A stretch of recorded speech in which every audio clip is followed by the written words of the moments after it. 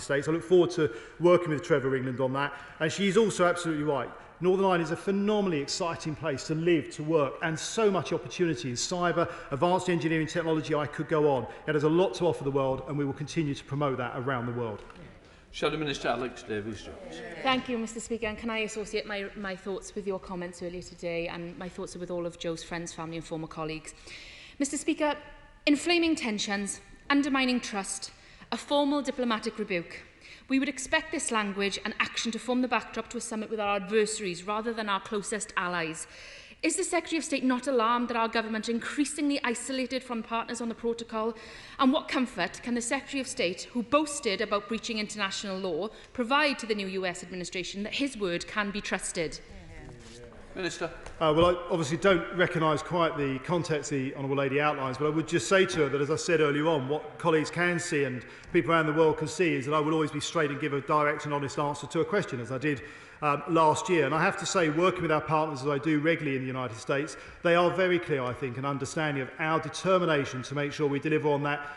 What is actually, to an extent, a joint endeavour between the UK and Irish government, and actually with the support of the United States, which is the delivery and protection of the Good Friday Belfast Agreement. And we make no apologies whatsoever of putting the people of the United Kingdom and the people of the Northern Ireland first in everything we do around Northern Ireland. Let's go to Gavin Robinson. Gavin.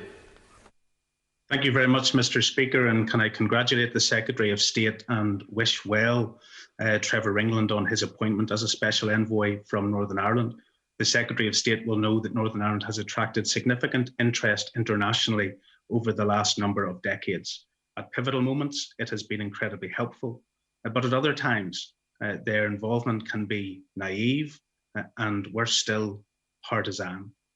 And in that vein, can I ask the Secretary of State what reflections he has to make on the deeply unhelpful and destabilising contribution from the Irish Tánaiste yesterday at such a grave time of political instability in Northern Ireland?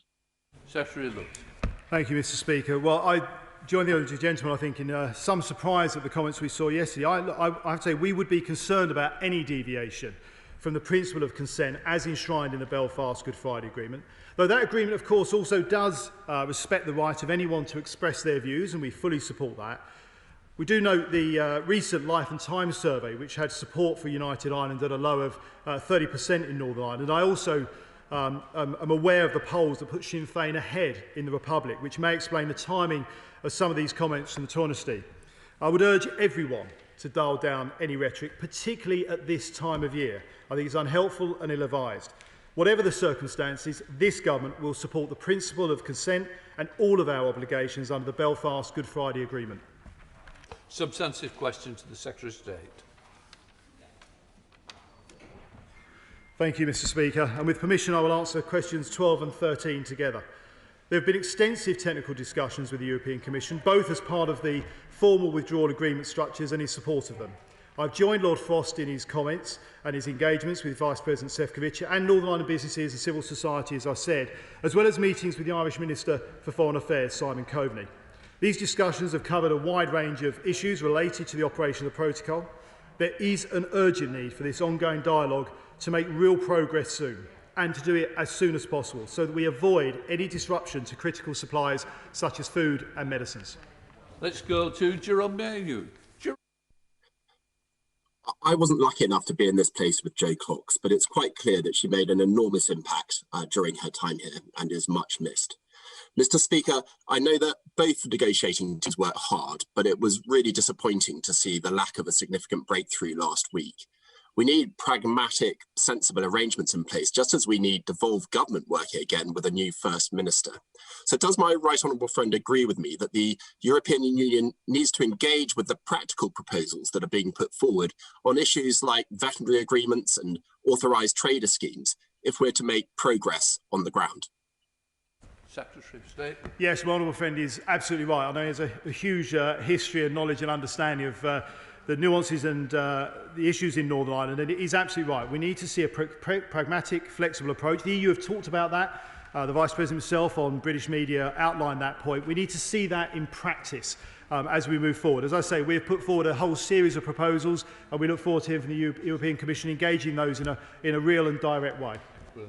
Jack Brereton. Thank you, Mr. Speaker. Following some of the comments last week, particularly from President Macron, will my right honourable friend do everything in his power to make very clear to those in the EU that want to divide up our country that Northern Ireland is an integral part of the UK? My honourable friend makes a correct and an important point. We've been crystal clear on this, and I will be again today. Northern Ireland is a full and an integral part of the United Kingdom. Authority there is exercised within Northern Ireland by the UK, not the EU. We believe that being part of the UK is the best thing in the interests of all in Northern Ireland, but we also believe, and I think it is fundamental, that Northern Ireland contributes to make a stronger and more prosperous United Kingdom. Lockhart. Thank you, Mr. Speaker. Given that certain provisions of European Union law apply to the United Kingdom in respect to Northern Ireland by virtue of the EU Withdrawal Act, can the Secretary of State explain the legal effect of unilateral extension of grace periods? And would he not agree that the time has come to do the right thing by the people of Northern Ireland and make use of the diversion of trade provisions of Article 16 that allow for legally effective action against arrangements which are damaging the United Kingdom's internal market, businesses in Great Britain and consumers in Northern Ireland? Secretary of State, the time for action is now, not when the Belfast Agreement is in complete tatters. Secretary of State. Thank you, Mr. Speaker. We are working hard and in good faith to find solutions. Our overriding focus, as I have said, is on stability and safeguarding the Belfast Good Friday Agreement and restoring cross-community confidence and in the practical operation of the protocol. We do believe the protocol could work with common sense and good faith and flexibility from the EU, and we're working to resolve issues urgently, acutely aware of the time constraints that we face, as she rightly outlined. We are continuing to talk, and I hope we can make better progress through the joint committee structures designed for resolving these problems. If we can't do that, as I have said before, as the Prime Minister has said, no options are off the table. We now come to Kevin Blunt. Kevin Blunt. Sorry, Mr. Speaker.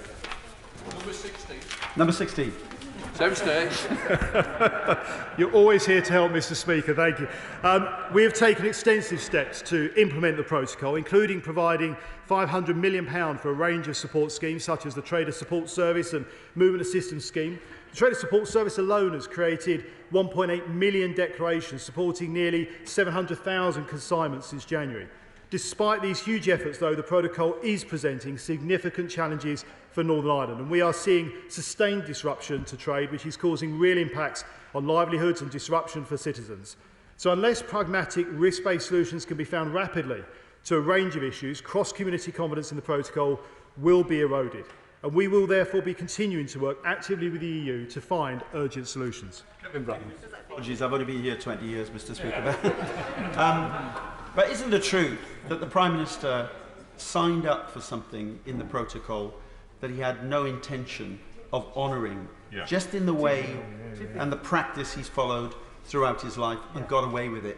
But the truth, he's not going away with it now. Isn't that the reality? Secretary. I would suggest that the honourable gentleman has a very good read of the protocol. The protocol we sign up to is very clear that it will not disrupt the everyday lives of people in their communities, that it will respect the integral market of the United Kingdom and the Good Friday Belfast Agreement. Arguably at least two, and some would argue all three of those things are currently in breach. We have a duty to deliver for the people of Northern Ireland. We will do that. Final question, Ian Paisley. Thank you, Mr. Speaker. Isn't it a fact, Secretary of State, that the protocol has partitioned the United Kingdom? It has undermined business, it has damaged the political and social fabric of Northern Ireland, and our EU partners, in whom single market we share, don't even know that Northern Ireland is part of the United Kingdom. There are more checks now happening between GB and Northern Ireland than between Belarus and the EU, between Russia and the EU. And this morning, Lord Frost has told us that there is no risk whatsoever for any of these goods entering the single market. Give us a timeline, Secretary of State. When will this be fixed? Secretary of State.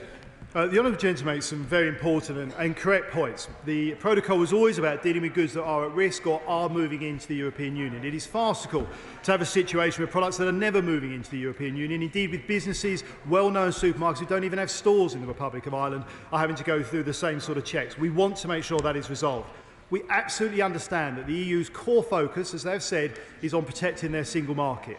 For us, the core focus must be about respecting the single market, but our focus is on protecting the Good Friday Belfast Agreement in all of its strands and making sure the residents and citizens of Northern Ireland can have access to the products that they should have as part of an integral part, an important part of the United Kingdom.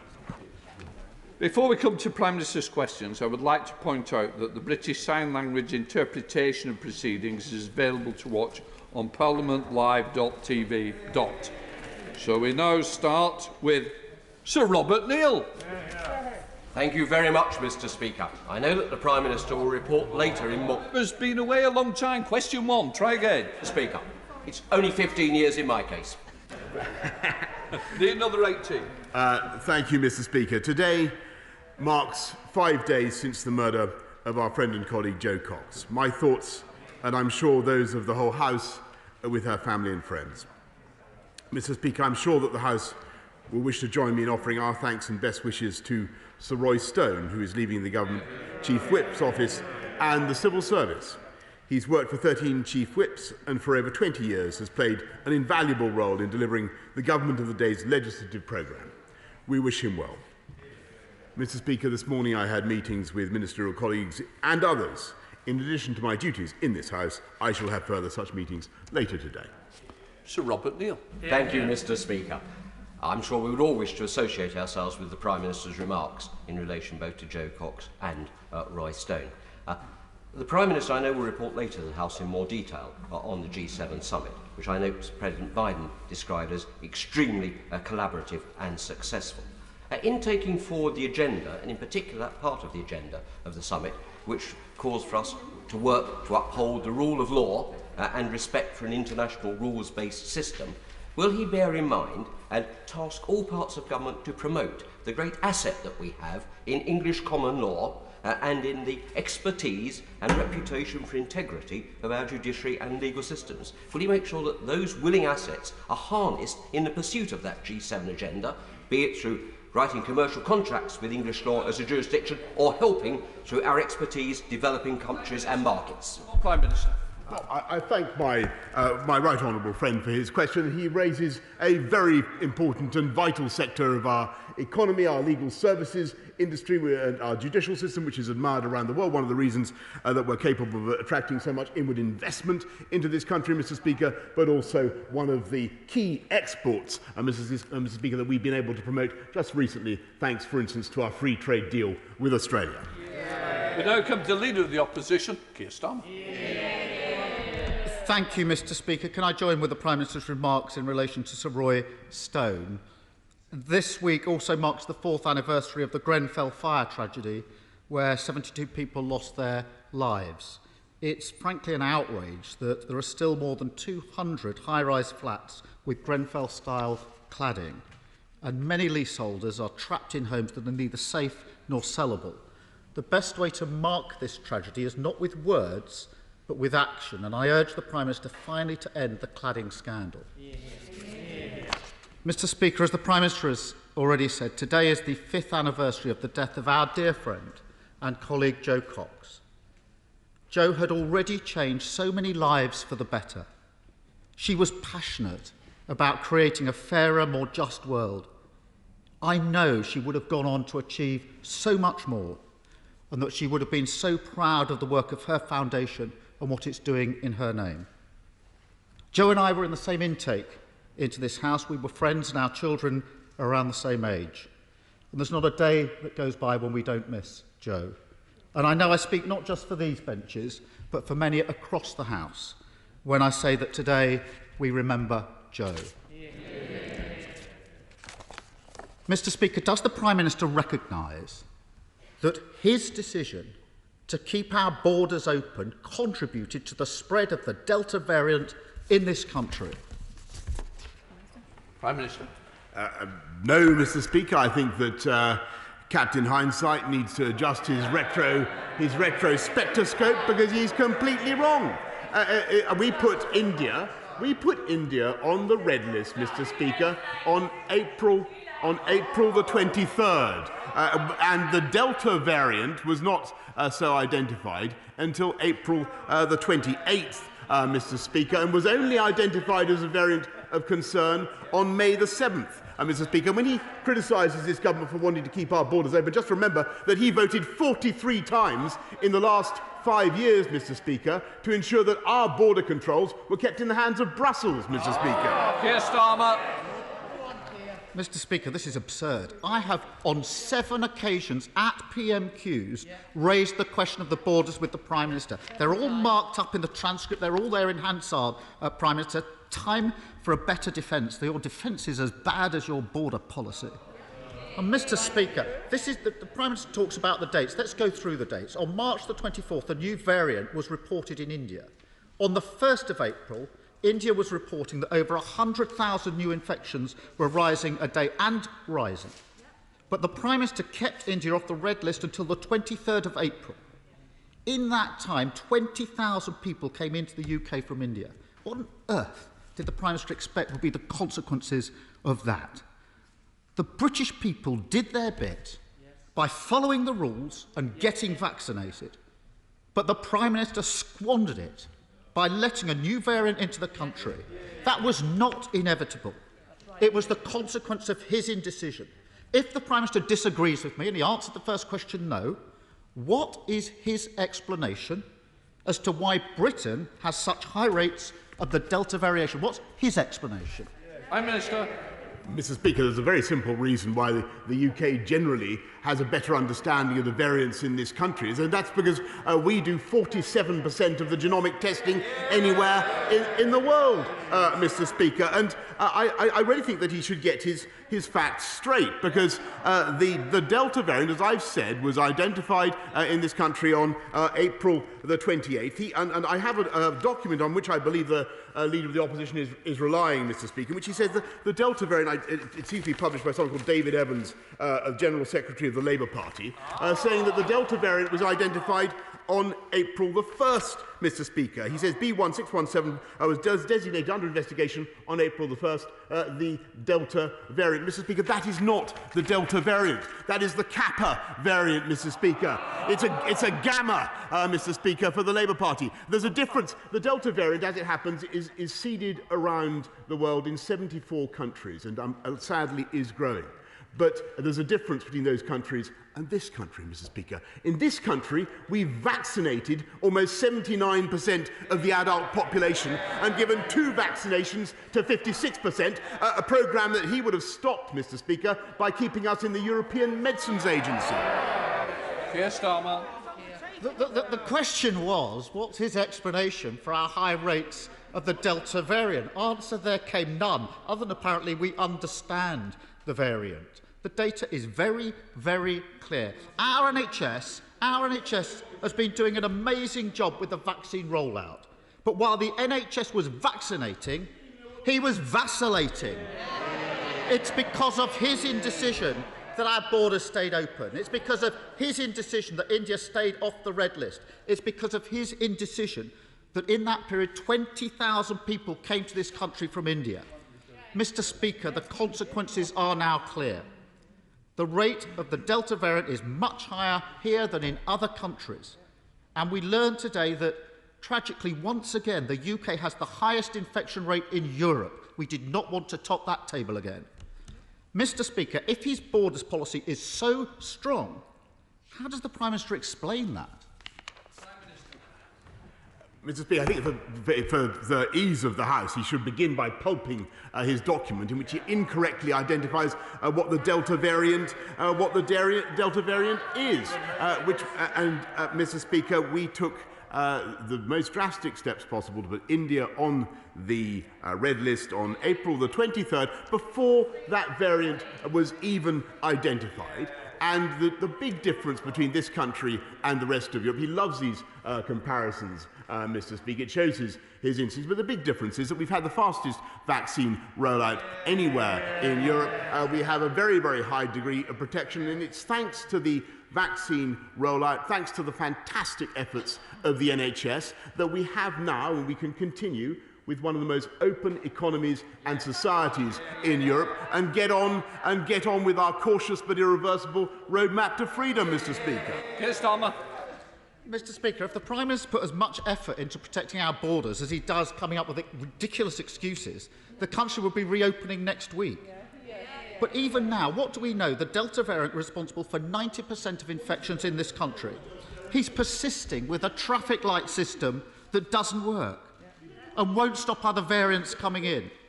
Mr. Speaker, after so many mistakes and with the stakes so high, why doesn't the Prime Minister do what Labour is calling for? Drop the traffic light system, get rid of the amber list, secure the borders and do everything possible to save the British summer. Prime Minister.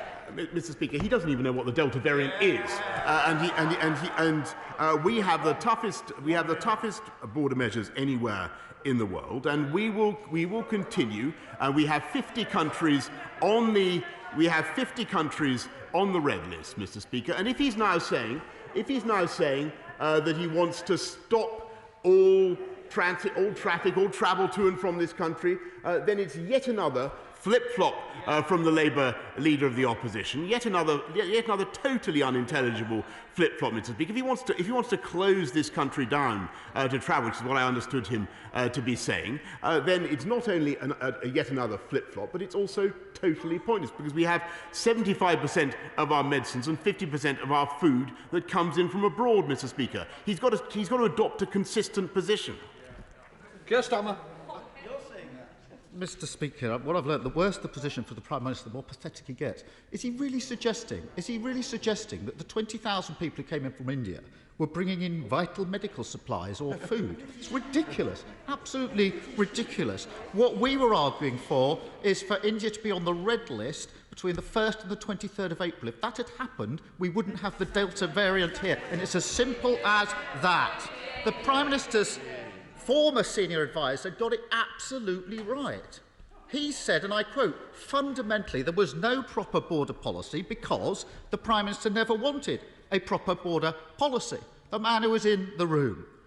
And it's those in hospitality, in clubs, in pubs, the arts, tourism and travel who are paying the price of the Prime Minister's failure.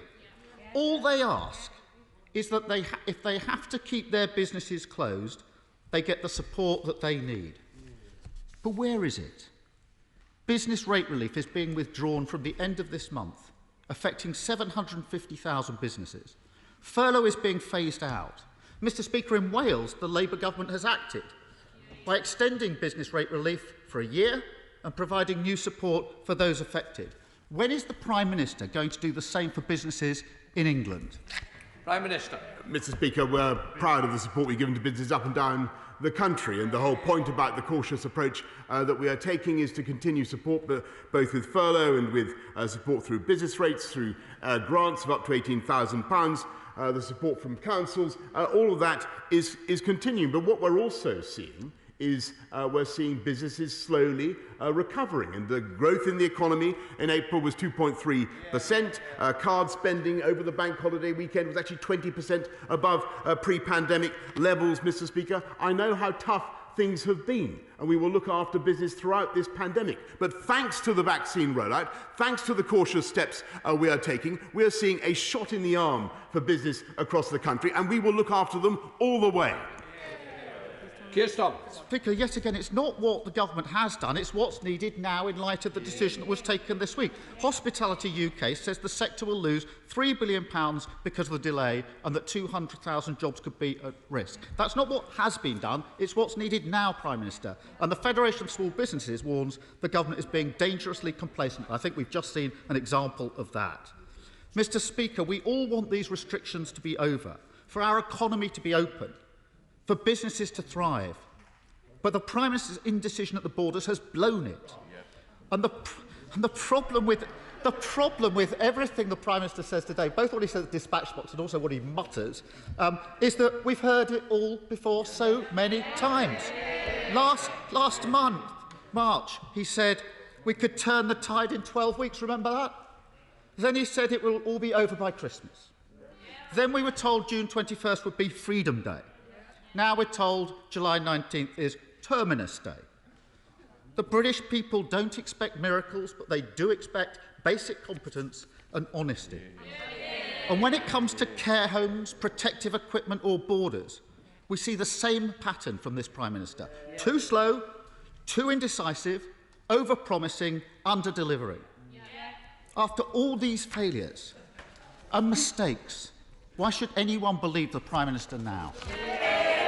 Prime Minister. Mr. Speaker, why should anybody believe the leader of the opposition when he can't decide what he thinks from one week to the next? He says he has a tough position on borders. Actually, he was attacking quarantine only recently and saying that it was a blunt instrument that should be lessened, Mr. Speaker. What I think the people of this country want to see is a government getting on with the vaccine rollout and getting on with our cautious irreversible roadmap to freedom. And I'm very pleased, and he should say it again, that we have one of the fastest vaccine rollouts anywhere in the world, certainly the fastest in Europe. It would not have been possible if we'd stayed in the EMA. We would not have been able to control our borders if, as he voted for 43 times, Mr. Speaker, we'd stayed in the EU.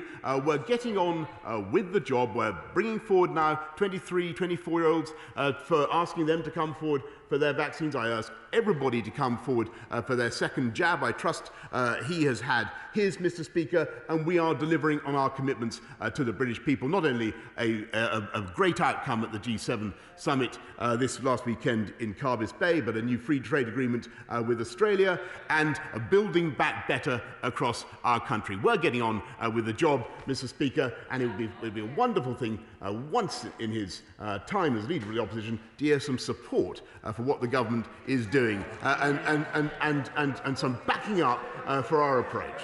Boris Johnson. Thank you, Mr. Speaker. Last year, doctors and care settings issued an unprecedented number of do not resuscitate orders to patients with learning disabilities and mental illness. Many were unlawful and caused avoidable deaths. Despite urgent CQC and NHS guidance, shockingly, this practice has continued. Last week, the Telegraph reported that Sonia Delion died unresuscitated.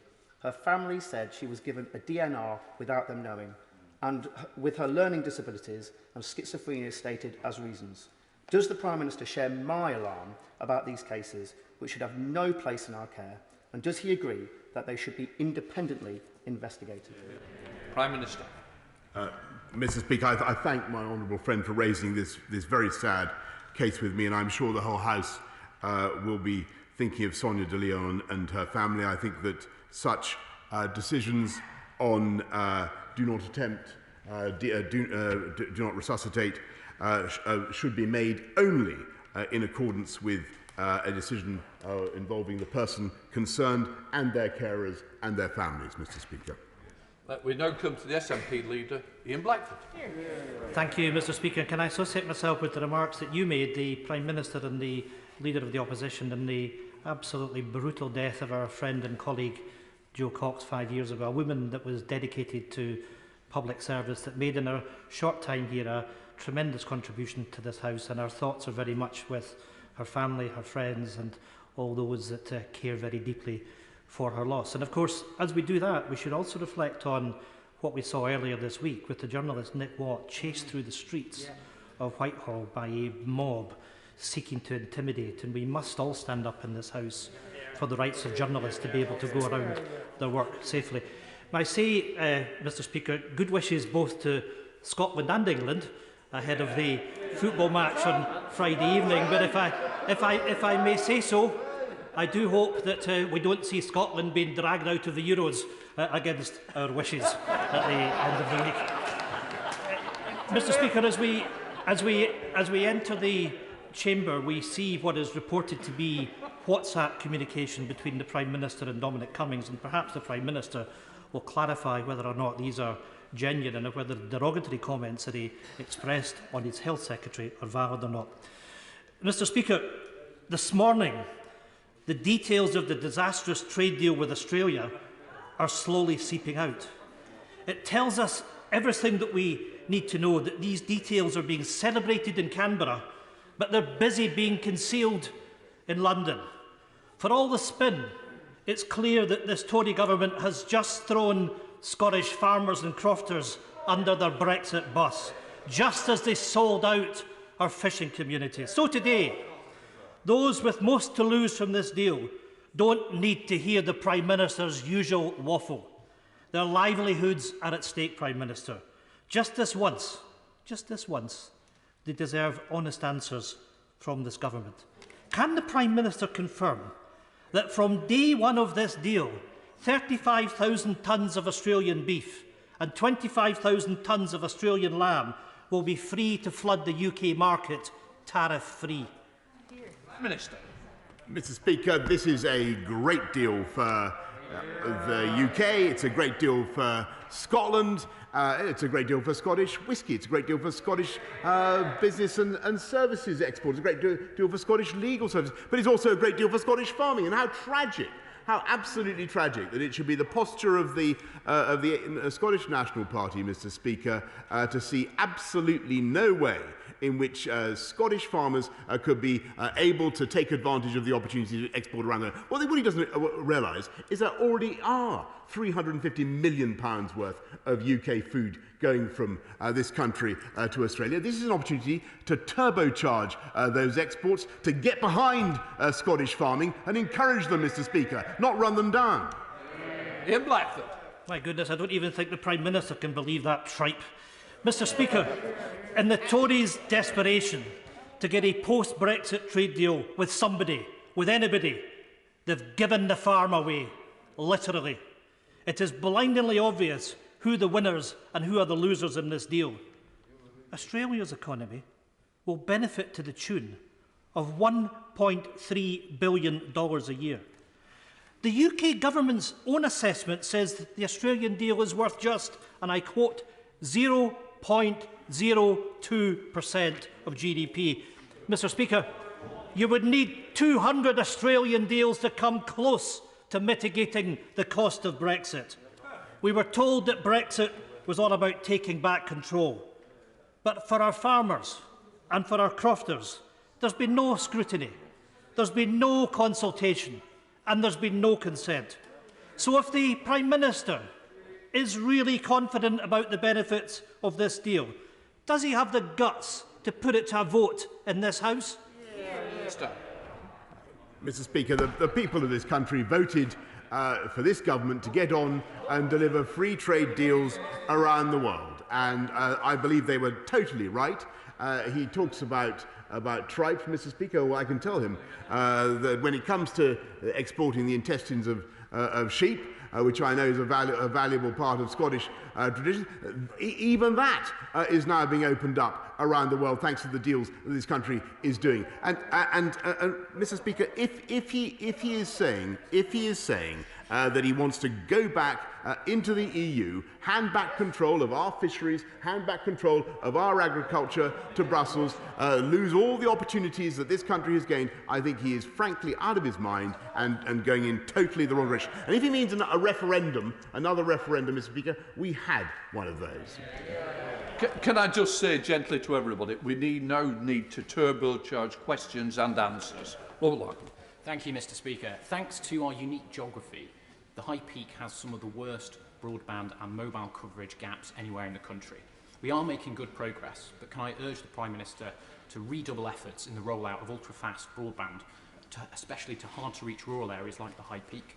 And can I suggest that the government builds on the success of the Kickstart scheme with more focused support for key infrastructure industries so that we can recruit a new generation of highly skilled broadband engineers to turbocharge the rollout? Yes. Prime Minister. I thank my honourable friend. He's absolutely right, and that's why we're working with industry to accelerate our rural network, and coverage across the whole of the UK has massively increased and will be increasing thanks to the steps that we're taking. Sir Geoffrey Dawes. Thank you, Mr. Speaker. I know, like me, the Prime Minister cares passionately about the Union. Can the Prime Minister therefore confirm that the passing of the EU Withdrawal Act and the Northern Ireland Protocol that forms part of it has not resulted in an implied repeal of Article 6 of the Act of Union, which enables Northern Ireland to trade freely with the rest of this United Kingdom? And will he commit to fully restoring Northern Ireland's place within the UK internal market? Prime Minister. Yes, of course, Mr. Speaker. I can give assurances on both those counts, and I can say that unless we see progress on the implementation of the protocol, which I think is currently totally disproportionate, then we will have to take the necessary steps to do exactly what he says.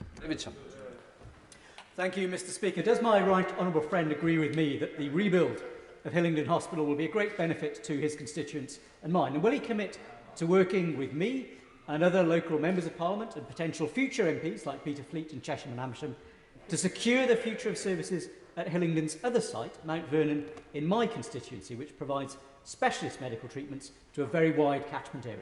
Yes. Prime Minister. I thank my honourable friend, and he's totally right about Hillingdon Hospital, which has a great future, and we will make sure, and I look forward to working with him and to make sure that the future of services at Mount Vernon is also protected, and I know that a full consultation is due to start in September. Thank you, Mr. Speaker. Kevin, a hotel manager in Oxford, contacted me last week because he's worried. Because even if this country does open up in the next few weeks, he won't be able to run at full capacity due to chronic staff shortages. Local staff are leaving the industry because of the uncertainty caused by this government's bungled handling of this pandemic. The EU staff have already left because of the botched handling of Brexit, and he can't recruit from abroad because of the damaging new immigration policy. This is the Prime Minister's wake-up call. Oxfordshire's economy alone relies on the hospitality industry to the tune of £2.5 billion. Will the government introduce a COVID recovery visa to help Kevin recruit the staff he desperately needs? Prime Minister. Mr. Speaker, it's absolutely true that as we open up our economy, there are more vacancies, and that's great.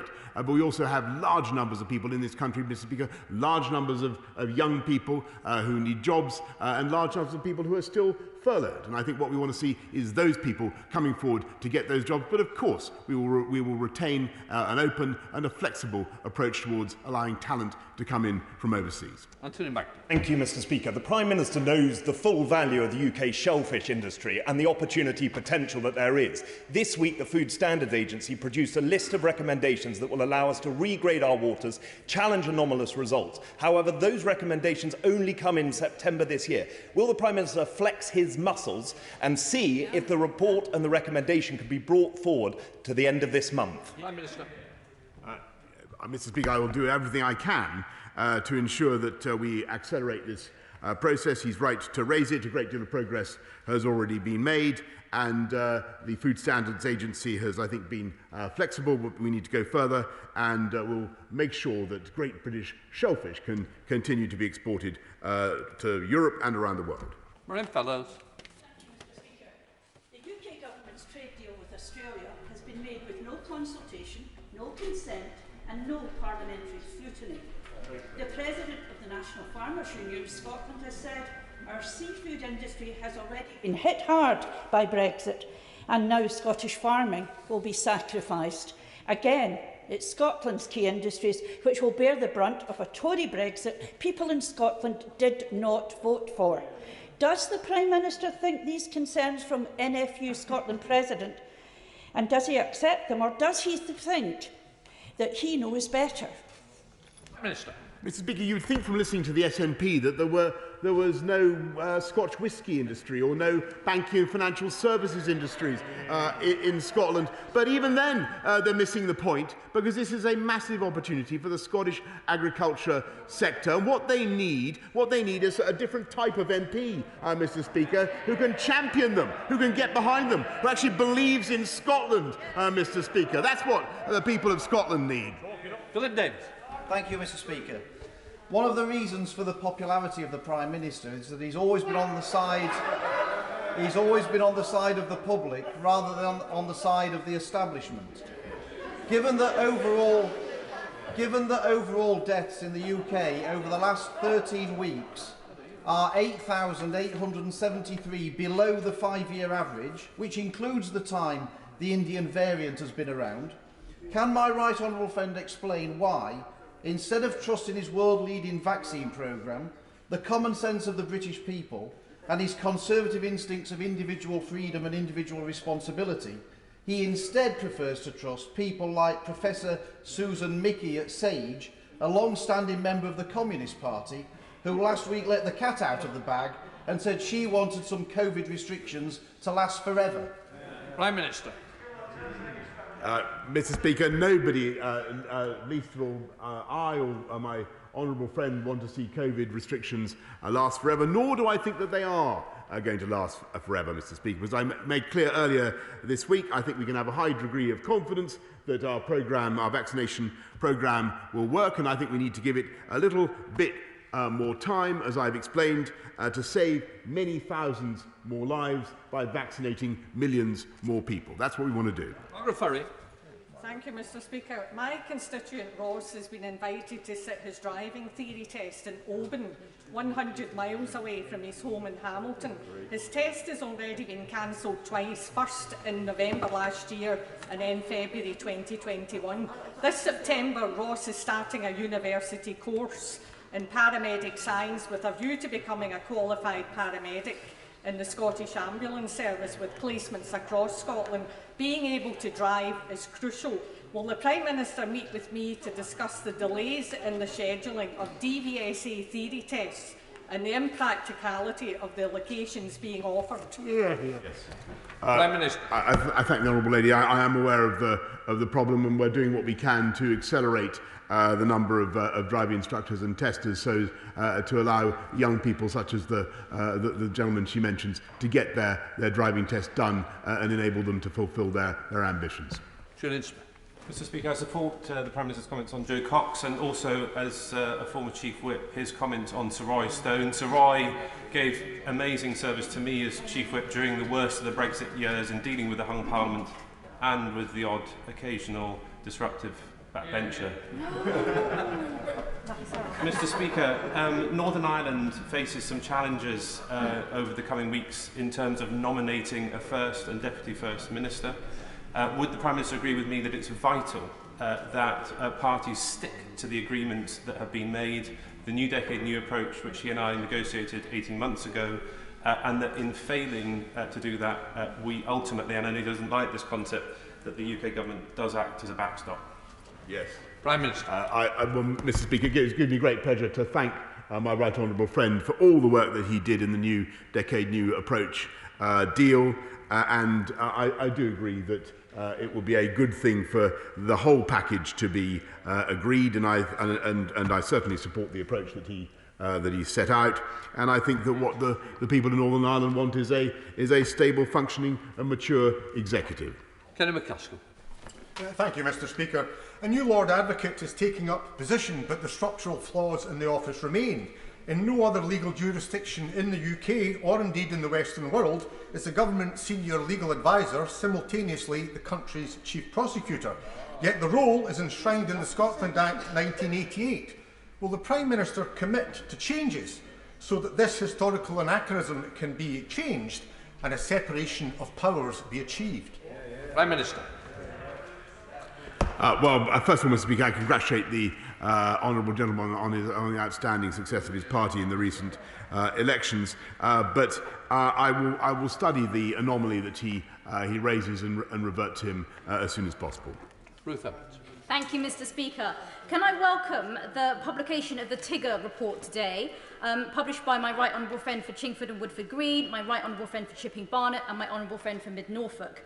The report makes recommendations about how to seize new opportunities from Brexit and back start-ups and new tech. Will my right honourable friend look closely at that report so that we can make the most of the great benefits of Brexit and lead the world in the development of new technologies? Yes, Mr. Speaker, I thank my honourable and right honourable friends for their excellent report, and I think it's time to put a Tigger in the tank. Ellen Hayes.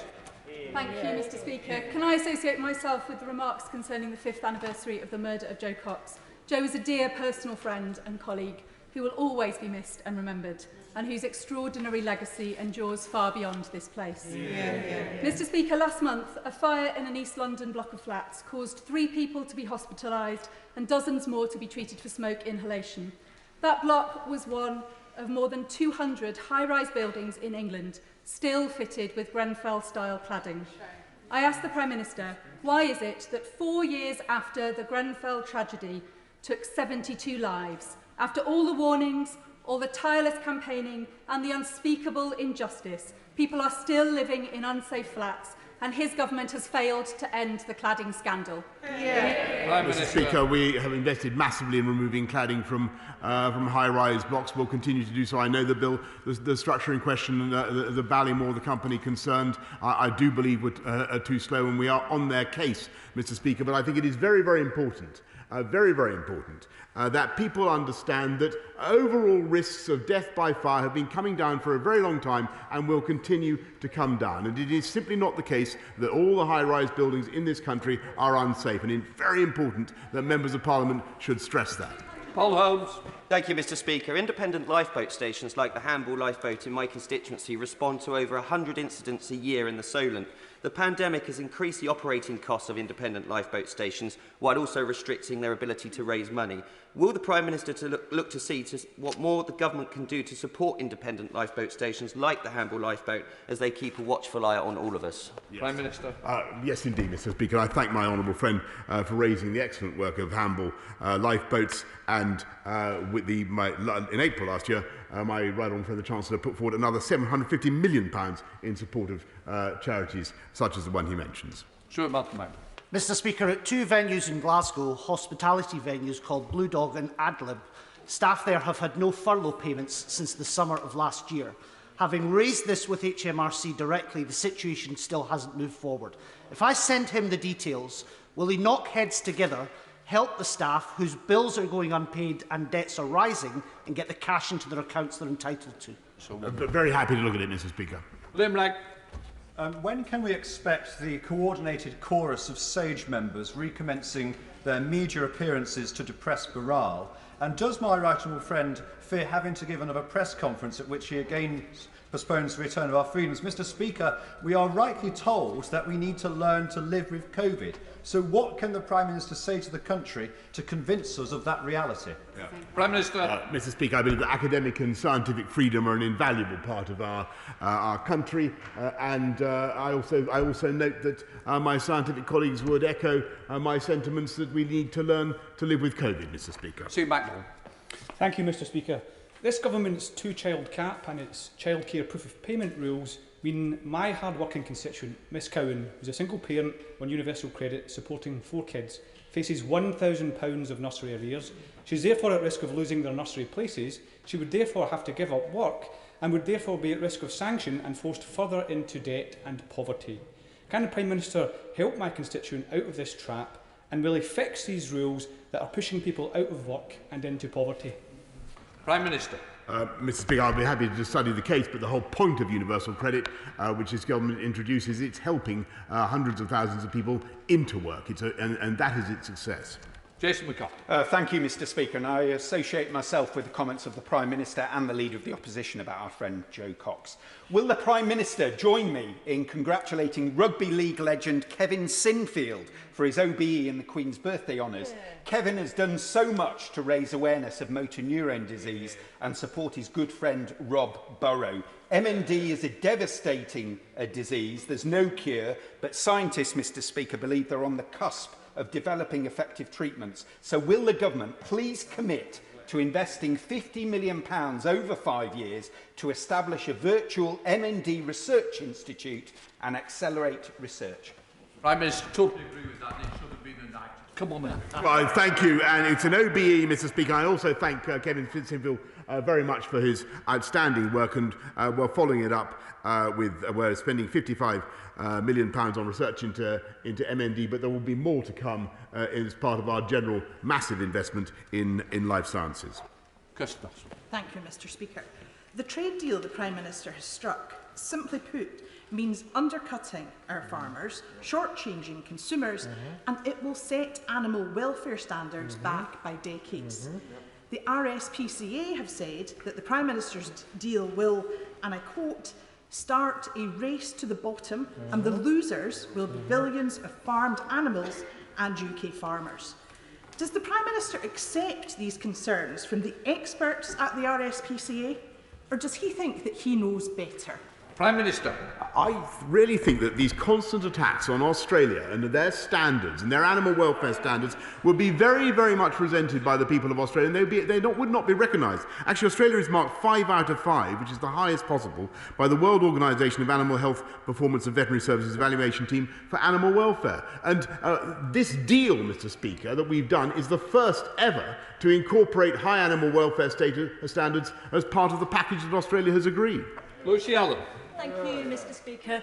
Will my right honourable friend join me in paying tribute to assisted dying campaigner Noel Conway, who has died after taking the decision to have his breathing support removed? And does my right honourable friend agree that it is now time for Parliament to properly consider the law on assisted dying?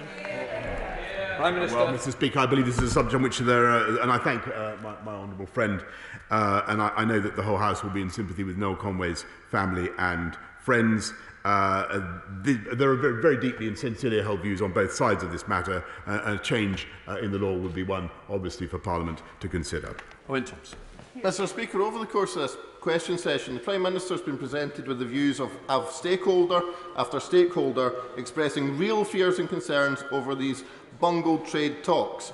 Why is the Prime Minister willing to put the livelihoods of farmers and crofters across Scotland in peril for a shoddy trade deal with Australia that won't even cover 1% of the lost opportunities to Europe's markets that we've lost through Brexit? Prime Minister. Mr. Speaker, we haven't lost opportunities to Europe's markets through Brexit. Final question, Ben Spencer. Thank you, Mr. Speaker. In 2014, Runnymede and Weybridge was hit by devastating floods, and my constituents live under fear of flooding. Last week, the government signed off the outline business case for the River Thames Flood Alleviation Scheme, which will allow the detailed design and planning for this scheme to begin in earnest. It's fantastic news, a monumental milestone, will massively improve our protection from flooding. Will the Prime Minister join me in celebrating, thanking everyone who's got to this point and where we are, and agreeing with me we need to keep the momentum going? Minister. I thank my honourable friend, he's completely right, and the £501 million River Thames scheme will reduce the flood risk for 11,000 homes and 16,000 businesses, and I thank him for raising it with me today. That concludes the questions, so I'm now going to go straight to the statement. I now call the Prime Minister to make the statement. Prime Minister.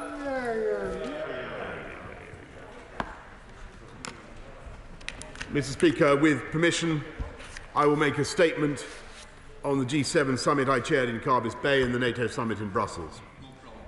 Let me first thank the people of Cornwall, Carbis Bay, St Ives, for welcoming the representatives of the world's most powerful democracies to their home. An enchanting setting for the first gathering of G7 leaders in 2 years, the first since the pandemic began, and President Biden's first overseas visit since taking office. Our aim was to demonstrate how the world's democracies are ready and able to address the world's toughest problems, offering solutions and backing them up with concrete action. The G7 will combine our strengths and expertise to defeat COVID, minimise the risk of another pandemic, and build back better, fairer and greener for the benefit of all. Alongside our partners, the G7 is now engaged in the biggest and fastest vaccination programme in history, designed to protect the whole world by the end of next year. My fellow leaders agreed to supply developing countries with another 1 billion doses, either directly or through other channels, of which 100 million will come from the UK. The world's most popular vaccine was developed here, and the express purpose of the deal between the British government, Oxford University and AstraZeneca was to create an inoculation that would be easy to store, quick to distribute and available at cost price or zero profit to protect as many people as possible. The results are becoming clearer every day. Over 500 million Oxford AstraZeneca vaccines have been administered in 168 countries so far, accounting for 96% of the doses distributed to developing nations by COVAX, the global alliance that the UK helped to establish. With every passing hour, people are being protected across the world and lives saved by the formidable expertise that the UK was able to assemble. But all the efforts of this country and of many others, no matter how generous and far-sighted, would be futile in the face of another lethal virus that might escape our efforts. So The G7 has agreed to support a global pandemic radar to spot new pathogens before they begin to spread, allowing immediate containment. And in case a new virus gets through anyway, our scientists will embark on a mission to develop the ability to create new vaccines, treatments and tests in just 100 days compared to the 300 required for COVID. Even as we persevere against this virus, my fellow leaders share my determination to look beyond today's crisis and build back better, greener and fairer. If we can learn anything from this tragedy, we have at least been given a chance to break with the past and do things better and do them differently. This time, as our economies rebound, we must avoid the mistakes we made after the financial crash of 2008 and ensure that everyone benefits from the recovery. The surest way of our future prosperity is to design fair and open rules and standards for the new frontiers of the global economy. So, the G7 will devise a fairer tax system for global corporations, reversing the race to the bottom, and strive to ensure that new technology serves as a force for prosperity and hope, strengthening freedom and openness. My fellow leaders will act as one against an increasing injustice, the denial of an education to millions of girls across the world, by working to get another 40 million girls into school by 2025. I'm happy to say that the G7 agreed to provide more than half of the $5 billion sought by the Global Partnership for Education to transform the prospects of millions of children in developing countries, and £430 million will come from the UK. Our duty to future generations compels us to protect our planet from catastrophic climate change. And every country in the G7 has promised to achieve net zero by 2050, wiping out our contribution to global warming from that date onwards. And to achieve that target, we will halve our carbon emissions by 2030 compared with 2010 levels. The G7 resolved to end any government support for unabated coal-fired power generation overseas and increase and improve climate finance between now and 2025. We will consecrate 30% of our land and sea to nature, protecting vast areas in all their abundance and diversity of life, giving millions of species the chance to recover from the ravages of recent decades. And it is precisely because safeguarding our planet requires global action that the G7 will offer developing countries a new partnership, the Build Back Better world, to help construct a new and clean and green infrastructure in a way that is transparent and environmentally responsible.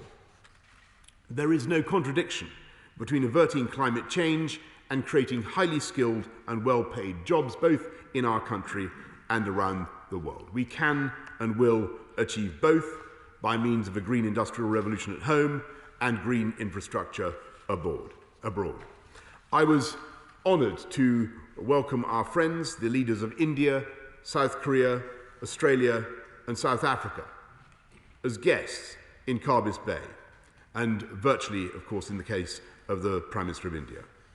And on Monday, Scott Morrison and I were delighted to reach a free trade agreement between the UK and Australia, creating fantastic opportunities for both our countries, eliminating tariffs on all British exports, whether Scotch whisky or cars from the Midlands, and making it easier for young British people to live and work in Australia.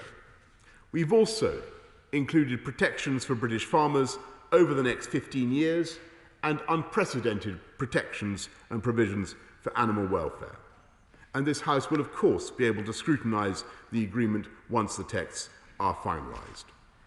This is exactly how Global Britain will help to generate jobs and opportunities at home and level up our whole United Kingdom. Our agreement with Australia is a vital step towards the even greater prize of the UK joining the Trans-Pacific Partnership, a $9 trillion free trade area embracing the fastest growing economies of the world. Together with the G7, the countries represented at Carbis Bay comprise a democratic 11, free nations living on 5 continents, spanning different faiths and cultures, but united by a shared belief in liberty, democracy and human rights. Those ideals were encapsulated in the Atlantic Charter, agreed by Winston Churchill and President Roosevelt in 1941, when Britain was the only surviving democracy in Europe and the very existence of our freedom was in peril. The courage and valour of millions of people ensured our ideals survived and flourished. And 80 years on, President Biden and I met within sight of HMS Prince of Wales, the Royal Navy's newest aircraft carrier and the linear successor of the battleship on which the original charter was devised. And we agreed a new Atlantic Charter, encompassing the full breadth of British and American cooperation in science, technology, trade and global security. The surest guarantee of our security is NATO, which protects 1 billion people in 30 countries, and the summit in Brussels on Monday agreed the wholesale modernisation of the alliance to meet new dangers, including in space and cyberspace, reflecting the priorities of our own integrated review of foreign and defence policy. Britain has the biggest defence budget in Europe, comfortably exceeding the NATO target of 2% of national income. We have committed our nuclear deterrent and our cyber capabilities to the alliance, and we contribute more troops than any other country's to NATO's deployment to protect Poland and the Baltic states. We do more for the security of our continent than any other European power, showing that we mean it when we say that an attack on any NATO ally shall be considered an attack on all, a pledge that has kept the peace for over 70 years and which President Biden reaffirmed on behalf of the United States. Together, these two summits showed the enduring strength of the Atlantic Alliance and the bonds we treasure with kindred democracies across the globe. They provided the best possible foundation for COP26 in Glasgow in November, when the UK will bring the whole world together in a common cause. They demonstrated how global Britain creates jobs at home while striving in unison with our friends for a greener, safer and fairer world. And Mr. Speaker, I commend this statement to the House. Welcome to the Leader of the Opposition, Keir Starmer. Thank you, Mr. Speaker. Can I thank the Prime Minister for advance sight of his statement? Mr. Speaker, it was a Labour government and a Labour Foreign Secretary, Ernest Bevin, that helped found NATO. And it's an alliance that Labour will always value and protect. And so we welcome agreement on the NATO 2030 agenda, in particular strengthening NATO's cybersecurity capability. We also welcome the deepening support for our friends and allies in Ukraine and Georgia, recognition of the global security implications of the climate emergency, and for the first time of the challenges that China poses to global security and stability. On the UK-Austria trade deal, Mr. Speaker, we all want to see Britain taking trading opportunities around the world, but the devil will be in the detail, and we look forward to scrutinising this deal in Parliament, in particular for its impact on British farmers and on food standards. Mr. Speaker, turning to the G7 summit, this should have been the most important G7 in a generation. The first of the recovery, the first with a new US president, a chance for Britain to lead the world, as we did at Gleneagles in 2005, or after the global financial crisis in 2009. But whether on global vaccination, the climate emergency, Middle East peace, or the Northern Ireland Protocol, this summit ended up as a wasted opportunity. Mr. Speaker, the priority for the summit had to be a clear plan to vaccinate the world. This is not just a moral imperative, it's in our self-interest, as the Delta variant makes clear. Without global vaccine coverage, this virus will continue to boomerang, bringing more variants and more disruption to these shores. The World Health Organization has said that 11 billion doses are needed. 11 billion doses. This summit promised less than 1/10 of that. No new funding, no plan to build a global vaccine capacity, and no progress on patent waivers. Mr. Speaker, the headlines of 1 billion doses may be what the Prime Minister wanted, but it's not what the world needed. The same is true of the climate emergency. This is the single greatest challenge the world will face in decades to come. But this summit saw no progress on climate finance. The communiqué speaks only of commitments already made and of those yet to be made. There was no plan, let alone a Marshall Plan, to speed up cuts to global emissions. And there was little in the communiqué beyond existing commitments. Mr. Speaker, this summit was meant to be a stepping stone to COP26. But if anything, it was a step back. It was also disappointing that there was nothing to suggest any progress was made to restart Middle East peace process. A new government in Israel, combined with a new US president, provides a real opportunity to end the injustice and to finally deliver an independent and sovereign Palestine alongside a safe and secure Israel. And the resumption, sadly, of hostilities overnight shows the price of that failure. So can I ask the Prime Minister if he discussed this with world leaders, including President Biden? The summit should also have been an opportunity to resolve, not inflame, tensions over the Northern Ireland Protocol. It started with an unprecedented diplomatic rebuke from our closest allies, and it ended with the White House still speaking of candid discussions. And it was overshadowed by the failure of the Prime Minister to make the deal that he negotiated work. Mr. Speaker, the Prime Minister may think this is all part of a grand diplomatic game, but Northern Ireland is far too serious for that. When a Prime Minister loses the trust of our allies and trashes Britain's reputation for upholding international law, it's hardly surprising that we're left isolated and unable to lead. Mr. Speaker, despite all this, I've no doubt the Prime Minister will be pleased with the G7 because it delivered everything that he wanted. Some good headlines, some nice photos, and even a row with the French over sausages. But that just shows how narrow the Prime Minister's ambition for Britain really is. It's why this was never going to be a Gleneagles-style success, and why the Prime Minister played the role of host but not leader, of tour guide but not statesman. On those terms, this G7 was a success. On any other, it was a failure. Thank you, Mr. Speaker. Prime Minister. Well, Mr. Speaker, I think in a long career of miserablism and defeatism, I think he's really excelled himself there.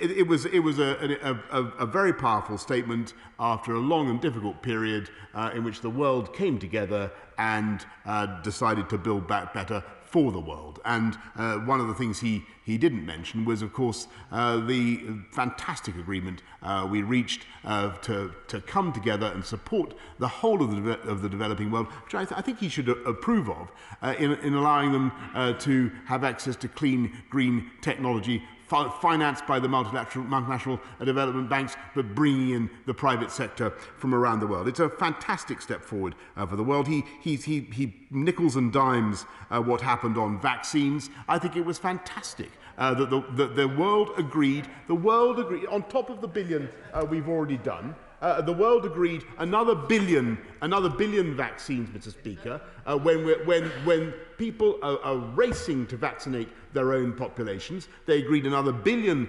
vaccines from the G7, 100 million more from this country. And he's always constantly running this country's efforts down, Mr. Speaker. Of the 1.5 billion COVAX vaccines that have already been distributed, let me remind him, 500 million of them are directly due to the efforts of this country, which has given £1.6 billion to supporting COVAX and another 548 to supporting Gavi. As for climate change, I mean, I don't know what plan he's on, Mr. Speaker. This was an extraordinary achievement by the summit in getting.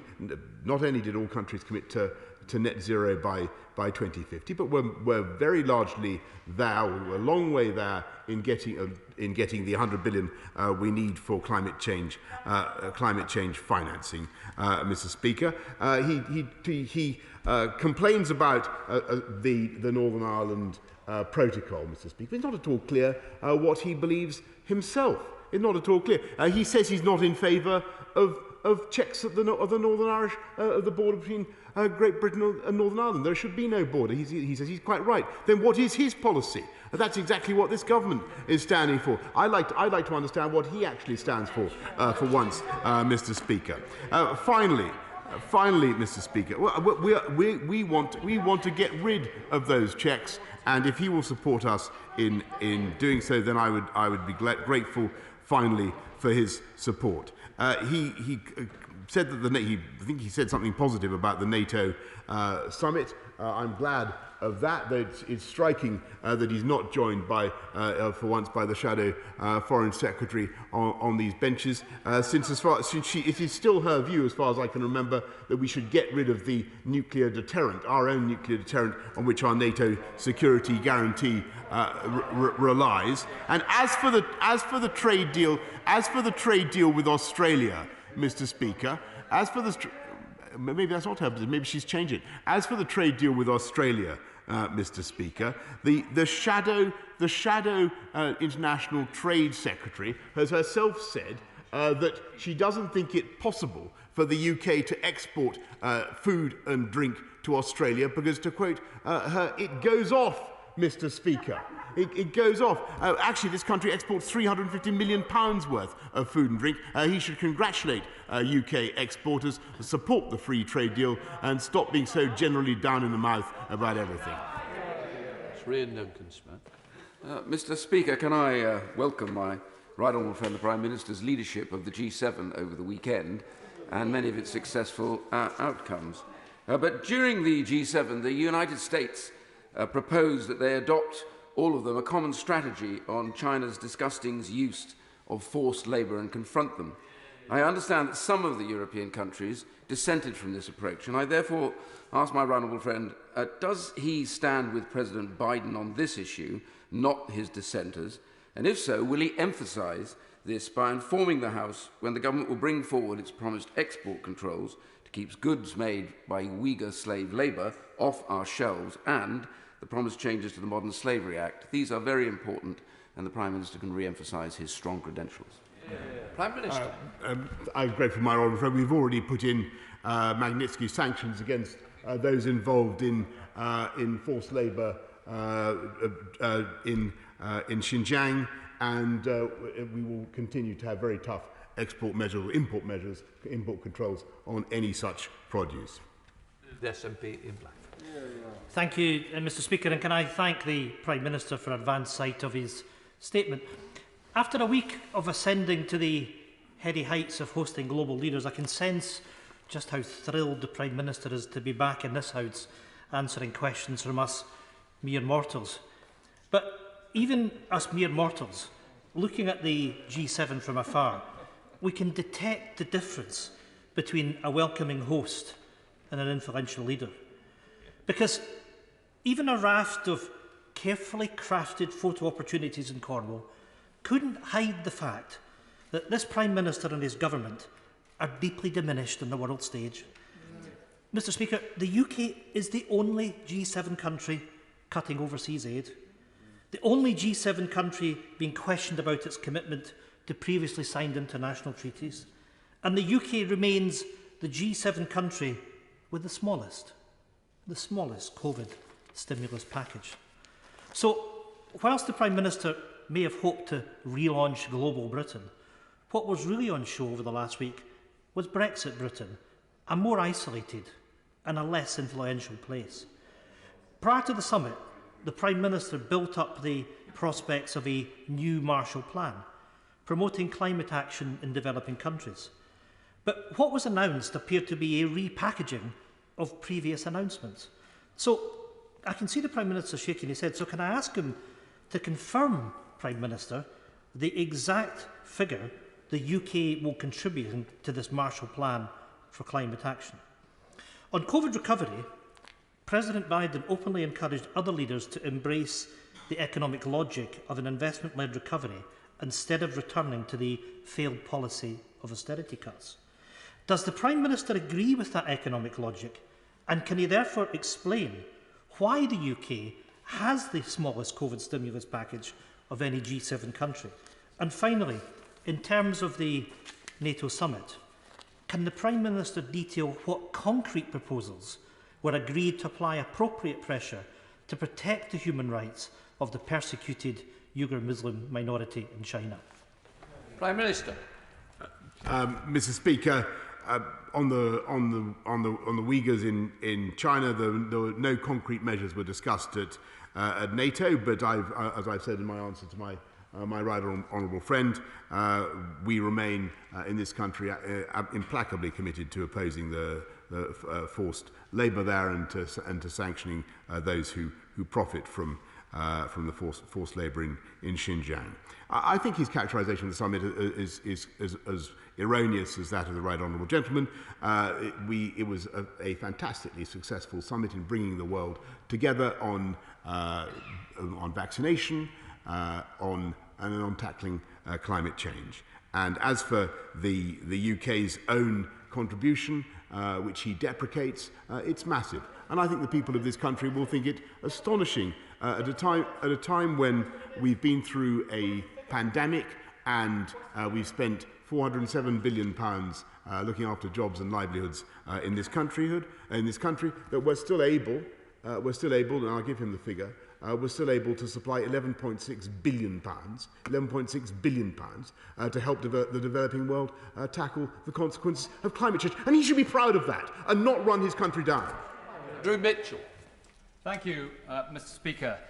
My right honourable friend's significant success at the G7 last weekend has sadly been dented by the fact that Britain is the only G7 country cutting vital aid and doing so in the middle of a global pandemic.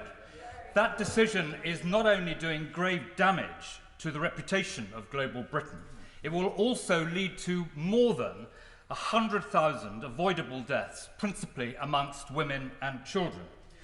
Will my right honourable friend reflect on the fact that many of us in all parts of the parliamentary party are urging him to restore these terrible humanitarian cuts, and that we are not, as he suggested in Prime Minister's questions last week, lefty propagandists, but his political friends, allies and supporters who want him to think again?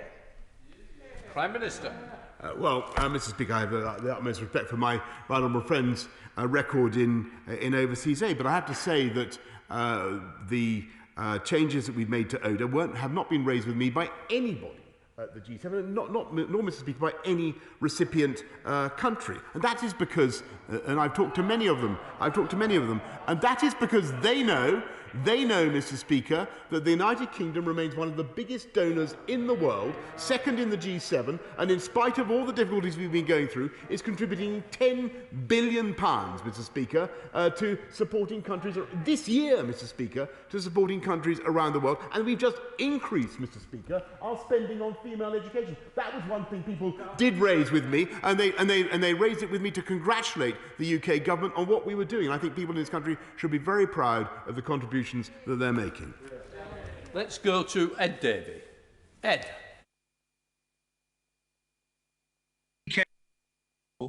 The Prime Minister waxed lyrical about the fight against climate change, but only after stepping off his private jet. He made the case for investing in girls' education around the world, yet he's cutting the amount we spend on it by 40% this year.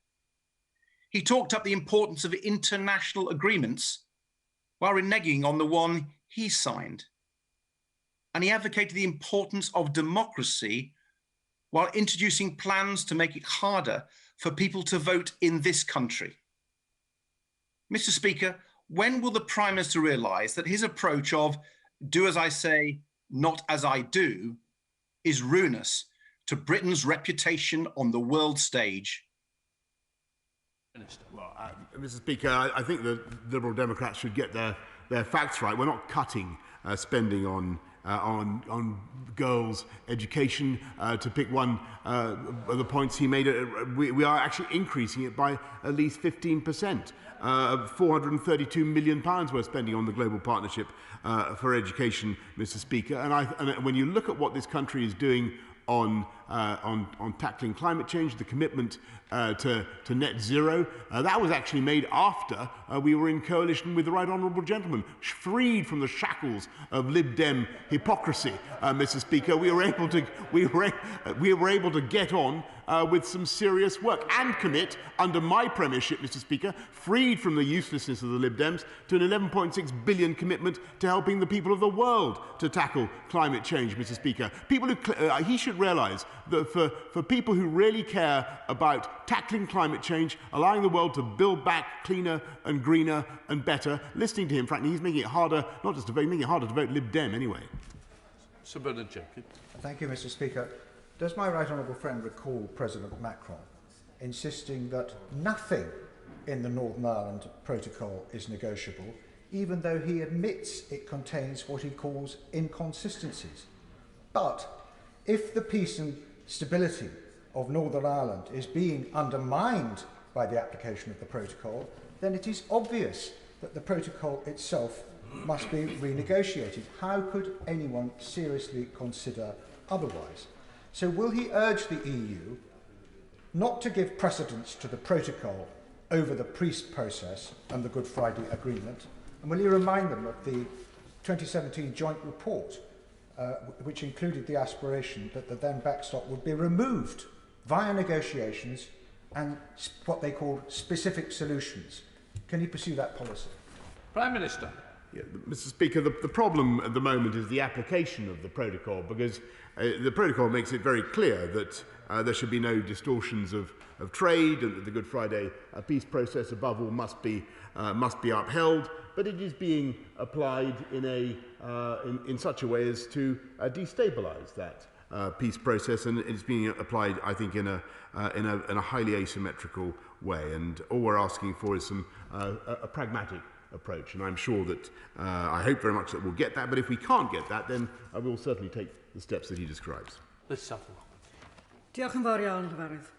Monday's Australian trade deal announcement revealed the Prime Minister's fear of democratic accountability. He's withheld details of the agreement and prevented Parliament from doing our proper job of scrutiny at the proper time.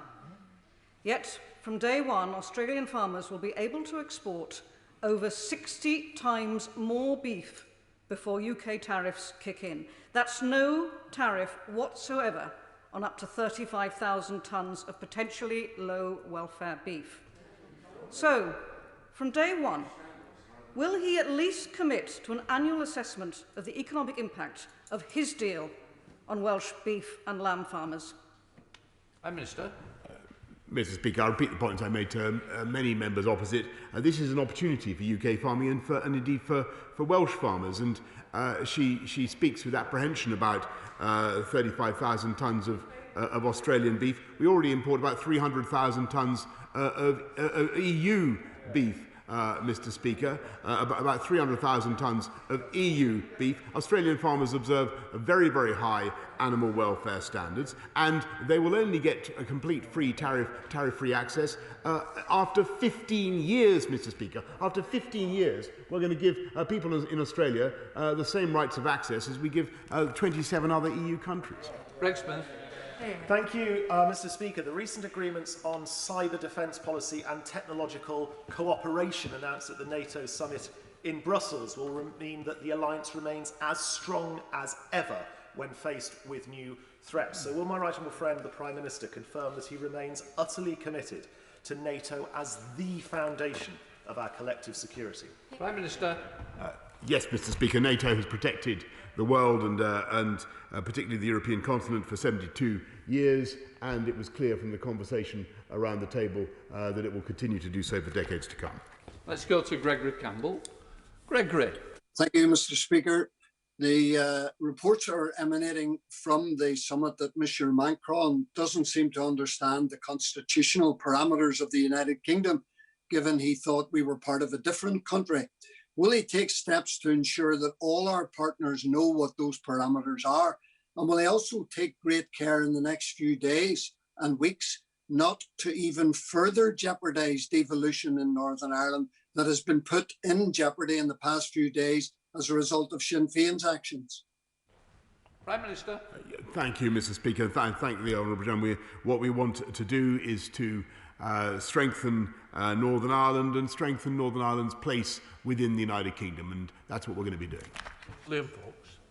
Thank you, Mr. Speaker. Can I congratulate my right honourable friend for the success of the G7, which I think did Britain proud. But can I ask him about the NATO summit, and in particular, whether there were any discussions about the role for the alliance in the maintenance and protection of energy security, in particular, the need to reduce dependence on Russia? And can I ask him specifically if there were any discussions about the strategic vulnerability being introduced to Europe by the German selfish obsession for the Nord Stream 2 project? And if such a discussion did not occur, can he please ensure that it does? Prime Minister.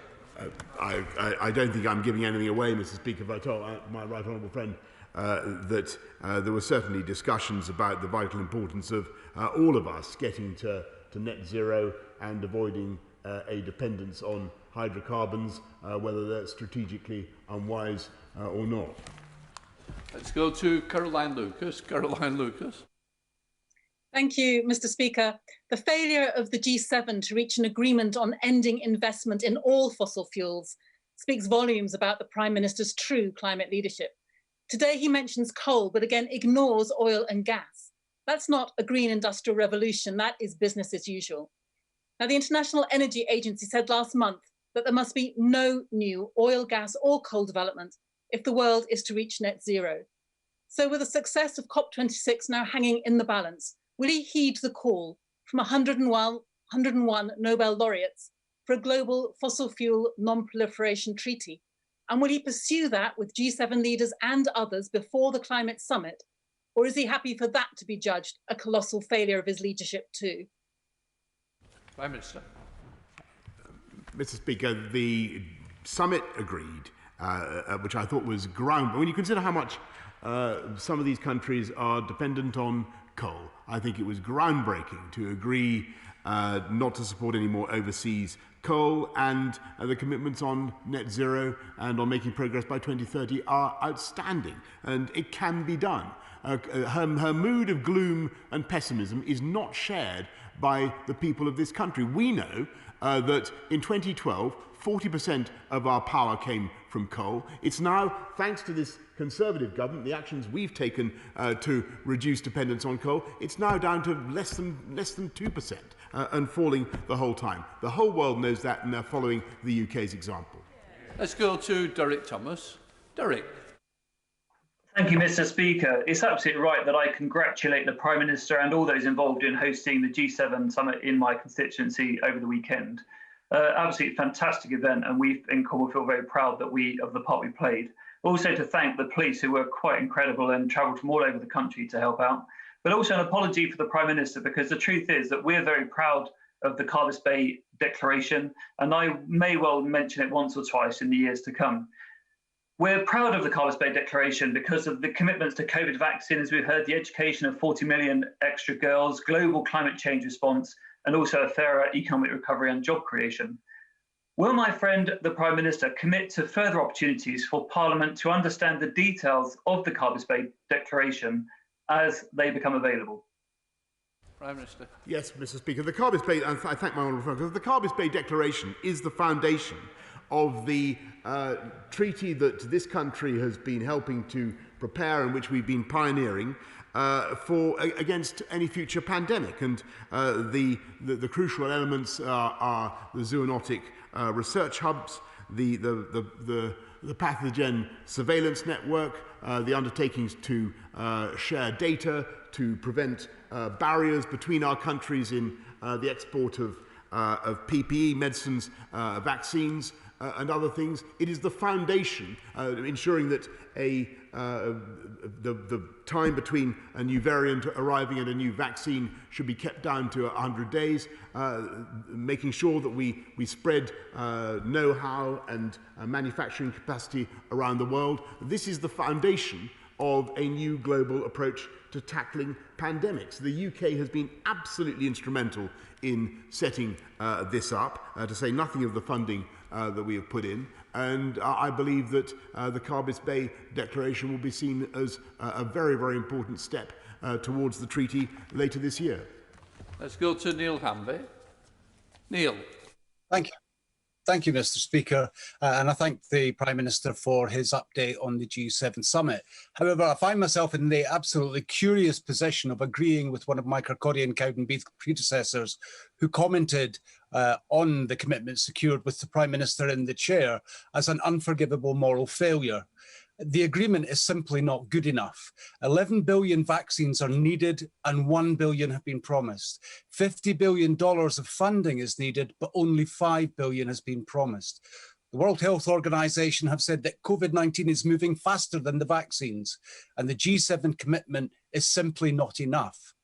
For the aspiration of global Britain, it is fast becoming a global embarrassment and more indicative of a Del Boy Britain.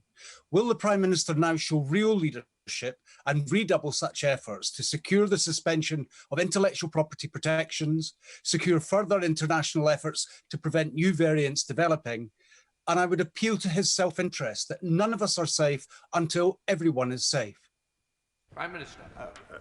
Mr. Speaker, I'm afraid he is running down the UK's efforts. He's also running down what the summit achieved. A billion more vaccines on top of the billion that the G7 countries have already committed to distributing around the world, at a time where it's only 6 months after these vaccines were invented, Mr. Speaker. It is a quite astonishing thing. And he attacks the performance of Britain. And the UK and the UK and the people of the UK.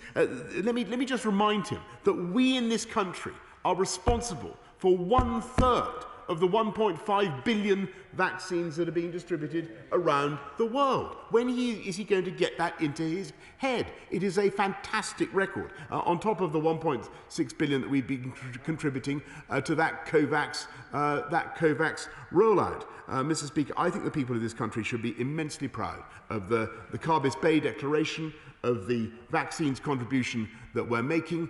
We are working as fast and as hard as we can while we are still getting vaccines into the arms of our own people in this country. That is absolutely right. Rob Butler. Thank you, Mr. Speaker. The communiques from both the G7 and NATO summits speak of the increasing challenges and threats from China, be they military build-up or cyber attacks, human rights abuses or the Belt and Road Initiative. So can my right honourable friend reassure the House that the common values and commitment that we and our partners have to democracy and the rules-based international order will result in both the G7 and NATO tackling the malign actions of the Chinese Communist Party, whatever form they take? Prime Minister. Yes, Mr. Speaker. I think nobody at either the G7 or at NATO wants to get into a new Cold War with China, but on the other hand, they see that the opportunities that we have to trade more with China, to engage with China, must be matched with firmness in our collective dealings with China, particularly when it comes to the Uyghurs, as colleagues have mentioned several times, when it comes to navigation in the South China Sea and to the freedoms and rights of the people of Hong Kong. Let's go to Stephen Ferry. Stephen. Thank you, Mr. Speaker. The Northern Ireland Protocol was a key theme on the margins of the G7 summit. The Biden administration has made clear that it wants to see the Good Friday Agreement upheld and made the point that while there is no immediate prospect of a US free trade agreement, a UK-EU veterinary agreement would not compromise that trade deal in any event. The Prime Minister has already said that he wants to get rid of the checks across the Irish Sea. So why is he so stubbornly resisting that ready-made solution, even on a temporary basis, to reduce those checks across the Irish Sea and to ease tensions in Northern Ireland, and indeed to help all UK food exporters? Prime Minister. Well, I hope it won't have escaped the honourable gentleman's attention that we've just signed a free trade agreement with Australia, Mr. Speaker, and we intend to do many more. Let's go to Tom Tugendhat. Tom. Thank you, Mr. Speaker. The Prime Minister knows that treaties can occasionally be negotiated, not quite make it through the House of Commons. In the interests of making sure we deliver what we need to in COP26, building on the impressive work of not just the G7 and NATO statements, but also trade deals like that with Australia. Will he commit to making sure that this House is informed well in advance of COP agreements so that we can assist, advise, and perhaps even make sure that those agreements pass easily and smoothly to this House and encourage others to do the same? Prime Minister. I will do my best to oblige the honourable gentleman, though my experience of this matter over the last few years is that this House is a great legislator but not an ideal negotiator. Let's go to Hilary Benn. Hilary. Thank you very much, Mr. Speaker. The G7 announcement of 1 billion additional vaccine doses for developing countries was, of course, welcome. But the Prime Minister knows that the head of the World Health Organization says that we need 11 billion doses in total if we're going to vaccinate 70% of the world's population. Where does the Right Honourable Gentleman think the rest of these doses are going to come from so that everyone can be safe because everyone is vaccinated? Mr. Speaker, one of the most important things that we agreed at the G7 was not just the Carbis Bay principles that I've outlined that will form part of the health treaty, but also that we should work together to increase vaccine manufacturing capacity, fill and finish facilities around the world, particularly in sub-Saharan Africa. I have to tell him that it is only a few months since these vaccines were invented. We're going as fast as we can, but our ambition is to vaccinate the world by the end of next year. Debbie. Thank you, Mr. Speaker. The G7 meeting was exactly the face modern Britain should present to the world, competent and confident. In terms of the substance, the UK commitment to share 100 million vaccines with less developed countries is, of course, an extremely welcome first step. Can my right honourable friend guarantee that the 70 million doses that will be delivered through 2022 will be in addition to our existing aid budget? Yes. Prime Minister. Yes, I can, Mr. Speaker. Chris Brown. I kept on thinking all weekend, thank God Biden beat Trump. Yes. Certainly made, I think the Prime Minister's nodding. Can I just ask, following the Carbis Bay Declaration, can I urge the Prime Minister to come to Wales to sign a Cardiff Bay Declaration?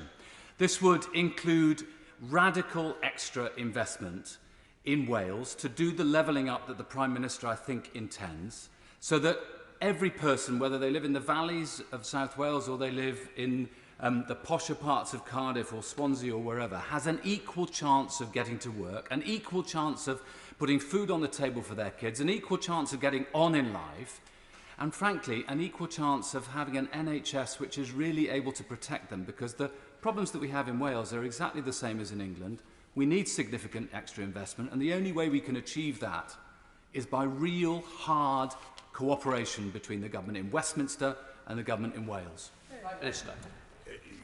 Yes, of course, Mr. Speaker. We've massively increased support for the NHS, for instance, for all of which is passported through to Wales.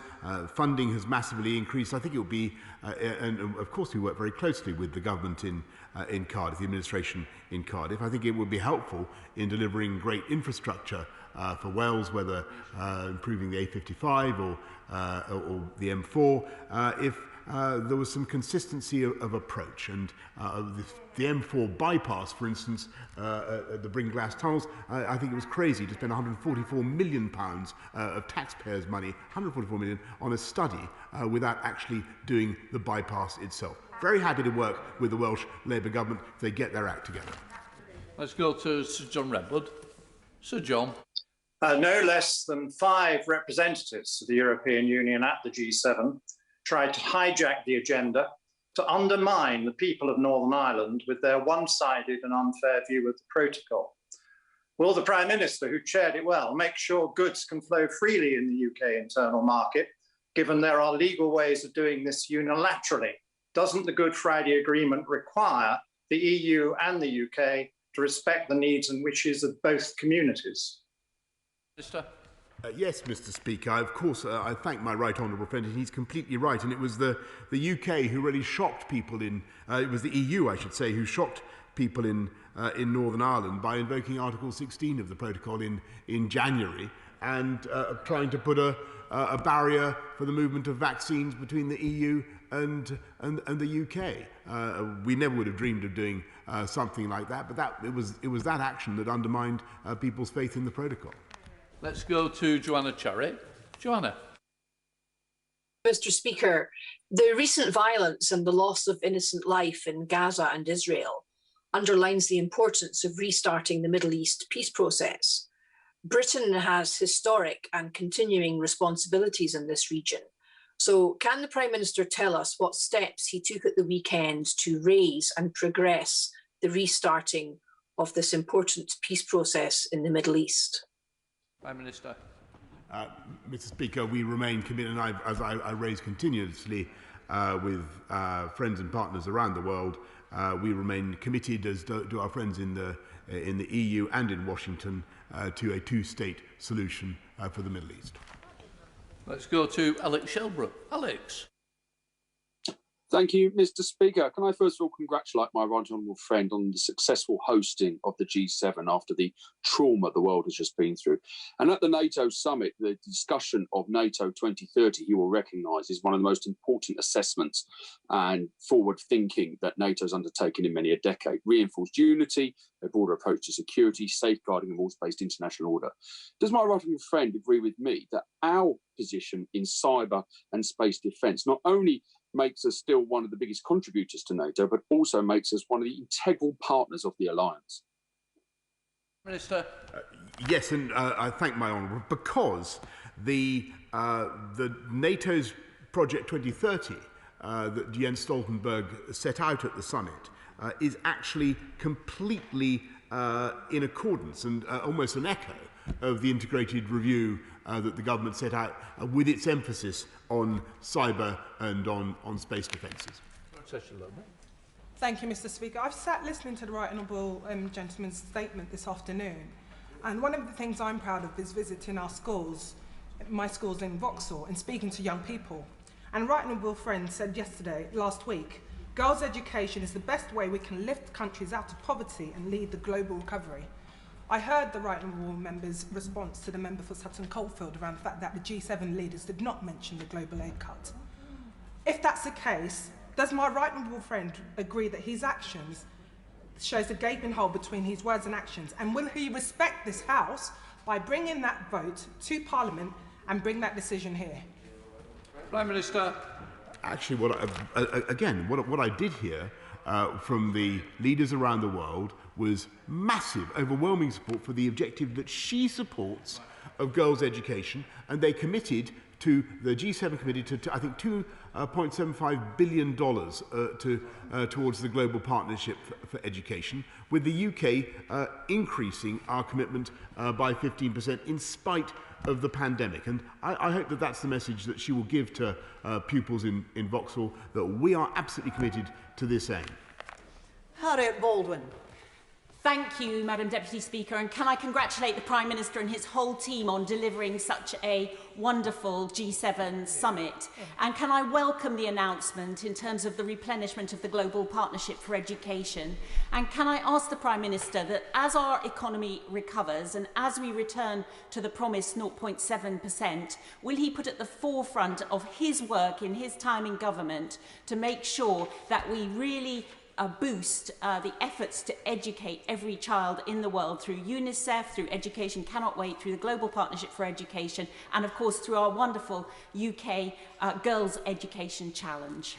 Prime Minister. I thank my honourable friend for her support for female education. I remember discussing it with her many times. I know how much she cares about it too. The programme we're embarked on will mean 40 million more girls in school by 2025, 20 million more girls reading over the next 5 years, and we're going to be doing even more than I was saying to the Honourable Lady opposite when President Kenyatta of Kenya comes here in July for the Global Partnership on Education.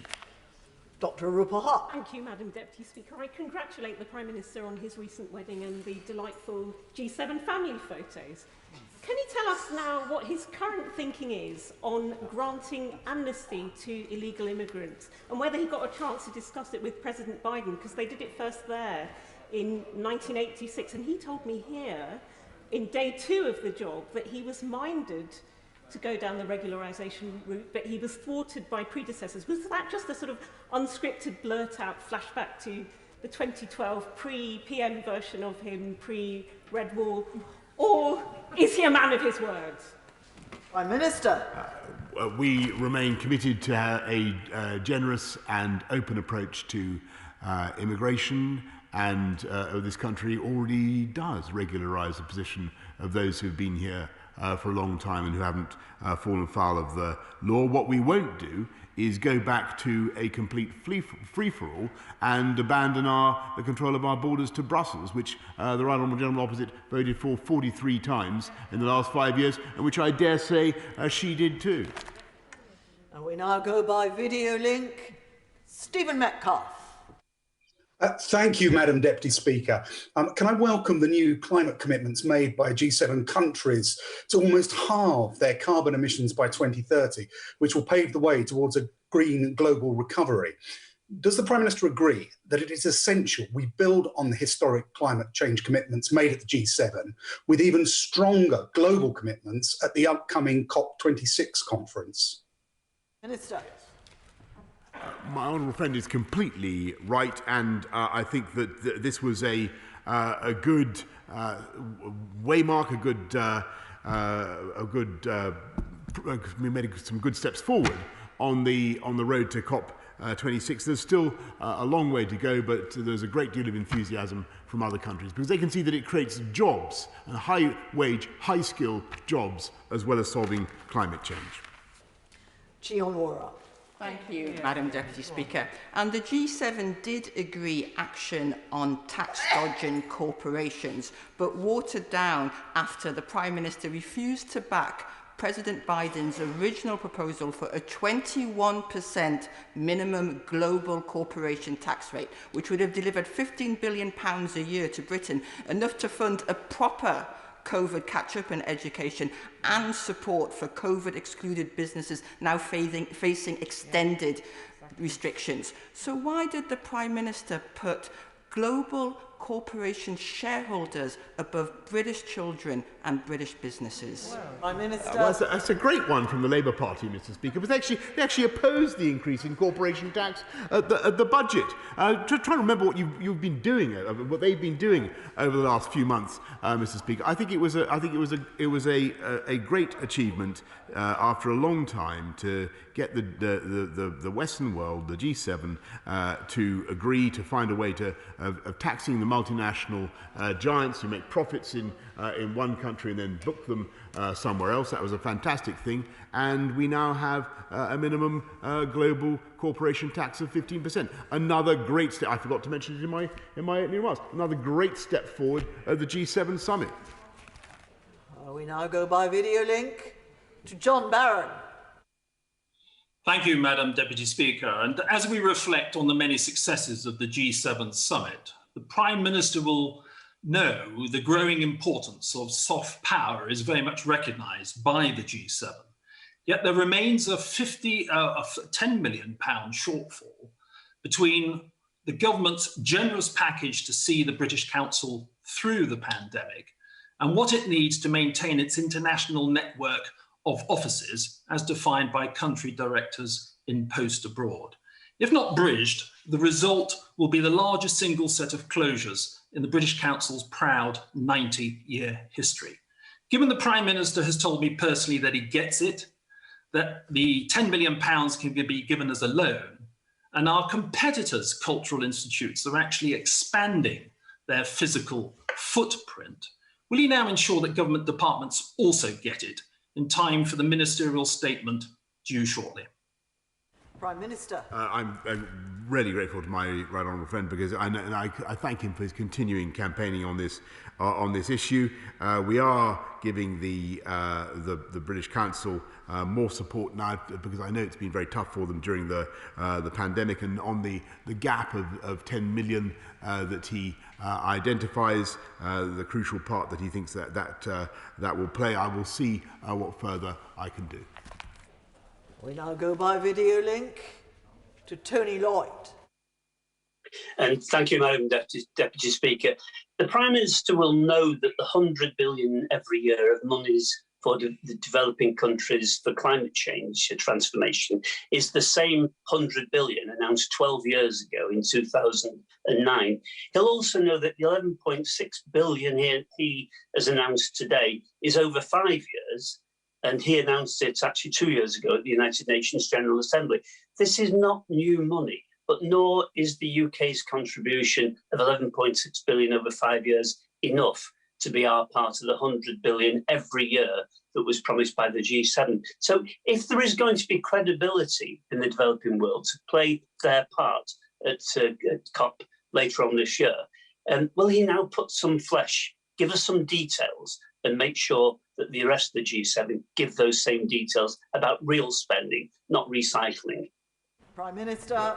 He should. Thank you. He should study what all the G7 countries said, because several of them made very big commitments indeed. The Canadians, the EU, to climate, to financing the tackling of climate change. And again, he says that 11.6 billion pounds isn't enough. I think that the people of this country will think that in a very tough time, with huge pressure on our resources, to spend 11.6 billion pounds over the next few years to help other countries tackle climate change is a huge commitment. And actually, he deprecates. I remember how people reacted in the UN when I announced it. They were ecstatic, Mr. Speaker, and they're quite right. We still have 30 people who would like to ask questions to the Prime Minister, and around 20 minutes in which to do it. That's probably not possible. But the idea of a statement is that people ask questions. It's not a time for making a speech. And if people ask short questions, then it'll be possible for the Prime Minister to give short answers. And then all will be well, because we have a lot of business to get through this afternoon. Anthony Mangnall. Thank you, Madam Deputy Speaker. Can I congratulate the Prime Minister on a successful weekend in Cornwall and for a very successful summit, but away from the doom and gloom of the opposition. It is staggering that global Britain was on display this weekend in striking new trade deals. Could he perhaps reassure the House that when we look at trade deals, they are the floor, not the ceiling, about the economic growth that this country will be able to strike now and in the future as we reach for CPTPP? Mr. He's completely right, particularly about the CPTPP. Brilliant. Richard Bergen. Thank you, Madam Deputy Speaker. With coronavirus, none of us are safe until everyone is safe. The world needs over 11 billion vaccine doses to end the pandemic, but the G7 vaccine offer falls well short and leaves billions of people without protection. To ramp up vaccine production, we need a temporary waiver on the intellectual property so all countries can access the technology. President Biden supports this. Over 100 other countries support this. But this Prime Minister is one of the people blocking it. So isn't the Prime Minister putting the interests of profit-hungry pharmaceutical companies ahead of the lives of millions of people? Prime Minister. I think for the Honourable Gentleman to talk about profit-hungry pharmaceutical companies in view of the efforts made by AstraZeneca to distribute 500 million vaccines around the world at cost are utterly disgraceful, and he should withdraw them. Laura Trott. Madam Deputy Speaker, I hugely welcome the Prime Minister's focus on gender equality at the G7, and I note that the Leader of the Opposition didn't mention girls or women once in his opening statement. Can the Prime Minister, who set some very ambitious targets on girls' education and ending violence against women and girls, come back to the House before 2026 to reassure us that progress is being made on these very important topics? Yes. Prime Minister. Of course, Mr. Speaker, the project will be scarcely off my lips. Peter Grant. Thank you, Madam Deputy Speaker. I'm not sure whether you're more surprised at the Prime Minister persistently giving a promotion or a sex change, but we'll leave you to decide that for yourself. Madam Deputy Speaker, while there are still billions of people across the world unvaccinated, all of us who've been vaccinated remain at risk that a new vaccine-resistant strain could evolve and undo all of the work that has been done here and in other wealthy countries. So will the Prime Minister give a simple commitment to the principle that no one can claim to have defeated the coronavirus until the whole of humanity is adequately protected? Of course, Madam Deputy Speaker. Tobias Elwood. Thank you, Madam Deputy Speaker. Could I congratulate the Prime Minister on what was achieved in the G7 summit in Cornwall? The West had become a little risk-averse of late, and if the summit achieved anything, it was a recognition that the world is on a worrying trajectory with new threats, new technology, new power bases posing complex, long-term challenges to our security, our trade, our freedoms, and indeed our standards. The rise of China, economically, technologically, and militarily means this will be their century, and the need for a new Atlantic Charter underlines how frail our global order has become. Would the Prime Minister agree the actions that we, the West, choose to take over the next few years in addressing the long international to-do list will determine how the next few decades play out? Prime Minister. Yes, indeed. I thank my right honourable friend. These are crucial times, and it was great to see the summit accomplishing so much and so fast. Darren Jones. Thank you, Madam Deputy Speaker. Might I just start by noting that the Prime Minister seemed a little irritable this afternoon, and I know that it's difficult when friendships break down, but I have every faith he'll find reconciliation in due course. Now, the IMF concluded that there would be a $9 trillion economic boost if the world's COVID vaccines are provided.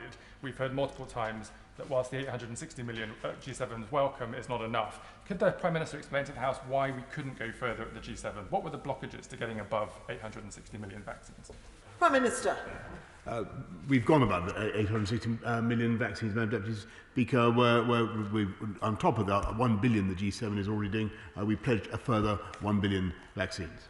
Jeremy Hunt. Thank you, Madam Deputy Speaker. Did the Prime Minister talk to Chancellor Merkel and Prime Minister Suga about the tremendous success of social care reforms in Japan and Germany? Did he talk to Prime Minister Trudeau about the brilliant innovation in care home villages in Canada? Did he talk to President Biden about the amazing things that older people are doing, including the most powerful job in the world? And did he return to Downing Street refreshed and resolute and say to his neighbour, it is time, no more international conferences until we fix the crisis at home. It's time to back Boris and get social care done. Prime Minister. I thank my honourable friend. Thank you for his continued support. But I did actually talk to Angela Merkel about social care, and I'll tell him what she said at another time. Stephen Timms. Thank you, Madam Deputy Speaker. There was widespread disappointment that the G7 didn't commit to additional climate finance beyond what had already been agreed. What steps will the Prime Minister take between now and COP26 to ensure that summit does deal effectively with the challenge of loss and damage in the countries most at risk? Prime Minister. We will continue with our efforts. We're 80% of the way there, and we'll blow away the clouds of despondency that seem to hang over some members here today. I think it was a highly successful summit, and we're going to get there. Mark Harper. I'm grateful, Madam Deputy Speaker. In the Prime Minister's statement, he refers to the G7 combining our strength to defeat COVID. Wouldn't it be more accurate to say that we need to make sure we can vaccinate the world to protect people, but then we need to learn to live with what will be an endemic virus? And does he share my concern about the things that are going on in government at the moment, and the warnings about restrictions coming back in the autumn and the winter as cases rise? And can he rule out that taking place? That would reassure many colleagues on both sides of the House. Prime Minister. I thank my right honourable friend. I did see something about this morning, about some paper, or rather that means absolutely nothing to me. Our objective is to go forward with the roadmap and bring back the freedoms we love. Liam Byrne. Thank you. The original Atlantic Charter made a commitment to banish the world from fear and want, curiously missing from the redraft. But the Prime Minister's ambition to vaccinate the world by the end of 2022 is the right one. The IMF's assessment of the deal done, however, on Monday, is that 2/3 of the grant financing needed to vaccinate the world is still missing. That's $23 billion. So the question for the Prime Minister is, where is that money going to come from and when? Prime Minister. I think that the G7 and the West are making huge...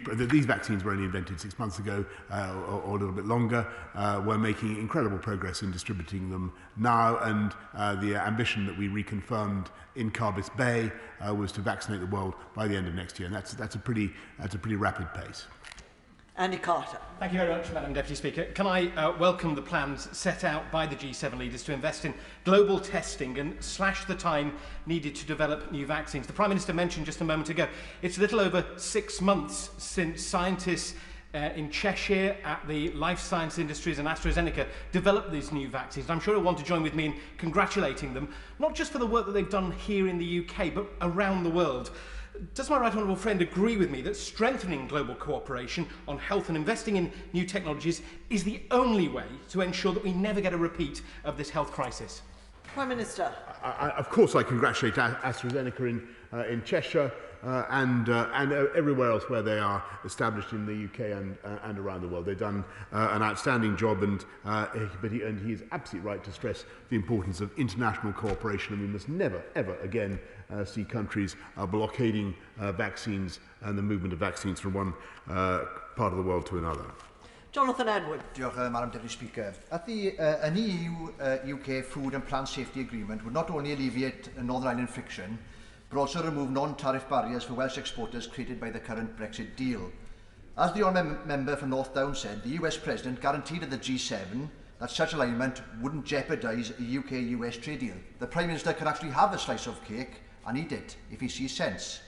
Can he clarify whether reports of reduced checks within the trade deal with Australia, as he used in his reply to the member for North Down, would prevent such alignment with the EU?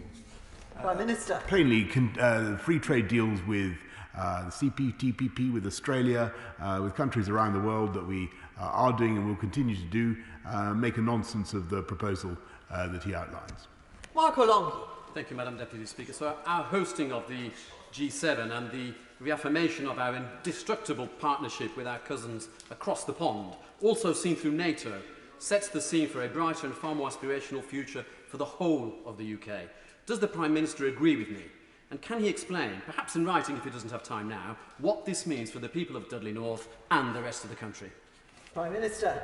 Mr. Speaker, the people of Dudley North and the rest of the country will, I think, benefit massively from a new age of cooperation between our democracies, from the security that we're establishing, but also from our global commitment to work together to build back greener, so that we generate hundreds of thousands, millions of high-wage, high-skill jobs in Dudley, in the West Midlands and around the whole of the UK. Yeah.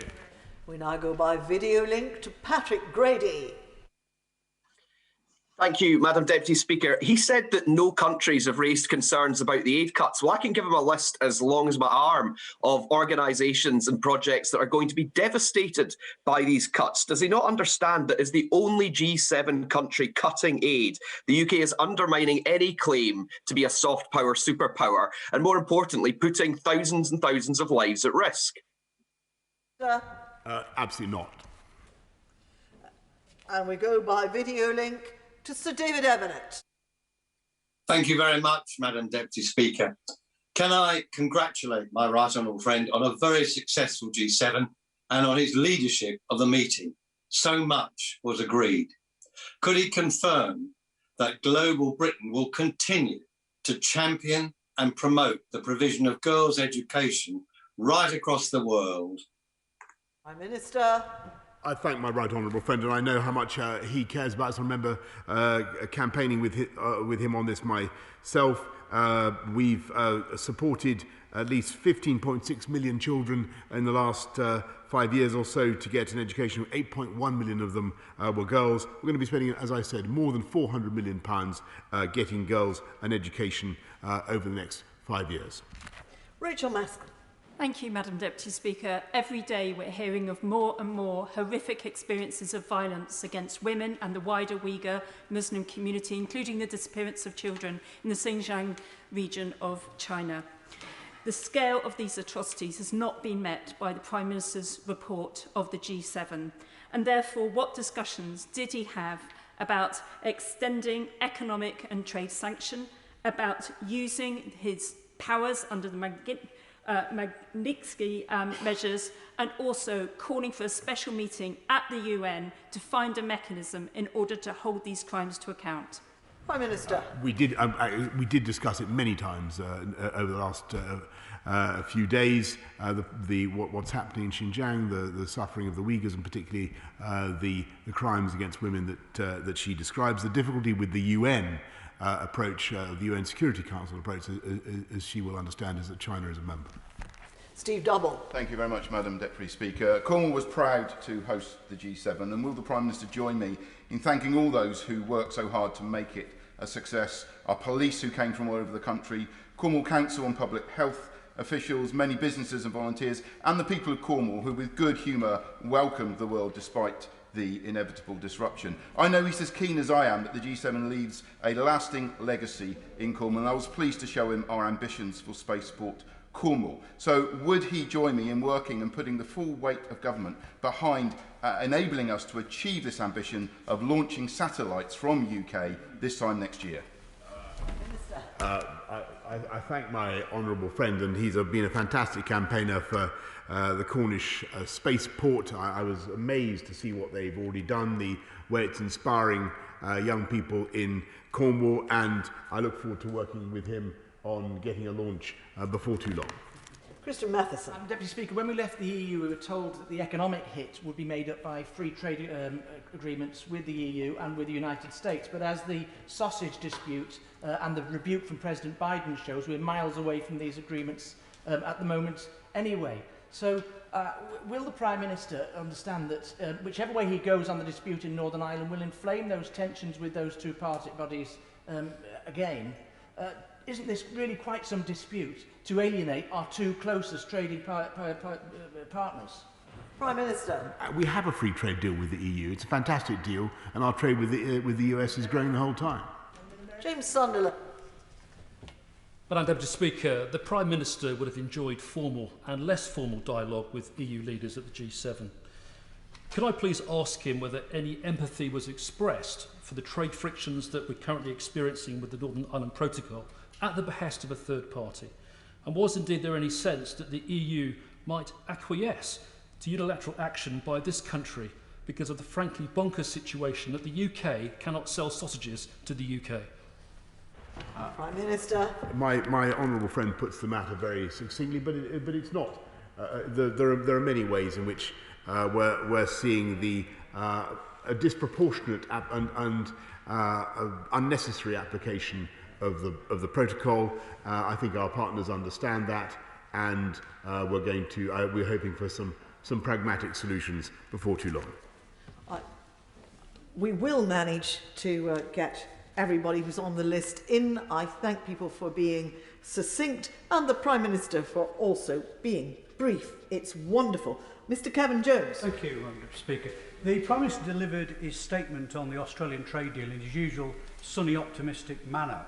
But like all his statements, once you look at the detail, it comes with a nasty after-smell, which its source will be of familiarity to many British farmers. So can I ask him in detail how this deal is going to affect the livelihoods of farmers in my constituency in North Durham and across County Durham, particularly hill farmers who not only produce good quality British food, but also are the custodians of some of the land, the most beautiful land in this country? Prime Minister. Farmers in County Durham will have the opportunity to export their wonderful produce tariff-free to a market that is growing the whole time, and that includes the comprehensive progressive Trans-Pacific Partnership. It is a huge opportunity for British produce, beef, dairy, the lot, and I hope that he will champion it. Flick Drummond. Thank you very much, Madam Deputy Speaker, and I welcome the commitment of the G7's Open Society's statement to promote the human rights of women and girls. As co-chair of the Women, Peace and Security APPG, can I ask my right honourable friend to keep in mind that this is vital for the future for Afghanistan, where women and children are under threat at present? Minister. I thank my honourable friend, and may I wish her a happy birthday, I think. and to confirm that we see one of the great achievements of UK presence in Afghanistan over the last 2 decades has been to the education of girls and young women. We don't want to see that all jeopardised now. That's why we're working with our friends at the G7 and NATO to make sure that we leave a lasting legacy. Dame Diana Johnson. Thank you, Madam Deputy Speaker. The Prime Minister talks very proudly about our commitment to NATO. That, of course, depends on having a strong military in the United Kingdom. I just wondered whether he regrets his decision to break his election promise and cut the armed forces by 10,000. Prime Minister. Mr. Speaker, we're investing another £24 billion in our defence, with the biggest increase in spending since the end of the Cold War, and we're one of the few countries around NATO to contribute more than 2% of our GDP to NATO. This is the party that believes in our armed services, and the Labour Party opposite. It was only recently that they were campaigning to put into office a man who wanted to abolish the armed forces. Selene Saxby. Thank you, Madam Deputy Speaker. My right honourable friend was right on Monday when he said that the peace and stability brought by NATO has underpinned global prosperity for over 70 years. Can he assure me that levelling up our military as part of the new NATO 2030 agenda will encompass our forces' potential across the whole country, including the excellent Royal Marines at the Chivenor Barracks in my North Devon constituency, where I believe his grandfather was stationed for a time, so that NATO will continue to be the bedrock of global defence for future generations? Prime Minister. Yes, I want to thank, my grandfather was indeed stationed at Chivenor. I want to thank the Royal Marines at Chivenor, who did such an outstanding job of looking after us all during the G7, and they're going to transform into the future commando force that will contribute to a more agile and active NATO alliance. Matthew Pennicott. Thank you, Madam Deputy Speaker. At the G7, he and other leaders reasserted their intention to honour the 2009 promise of $100 billion USD in climate finance annually to support developing nations, but sufficient concrete financial commitments to make up the shortfall did not materialise. Does the Prime Minister agree that the commitment must be met by the UN General Assembly in September at the very latest, if we're not to risk failure at COP26 in November? Prime Minister. The UN General Assembly is indeed, UNGA is indeed a very important way station, but this was a great start. Dr. Julian Lewis.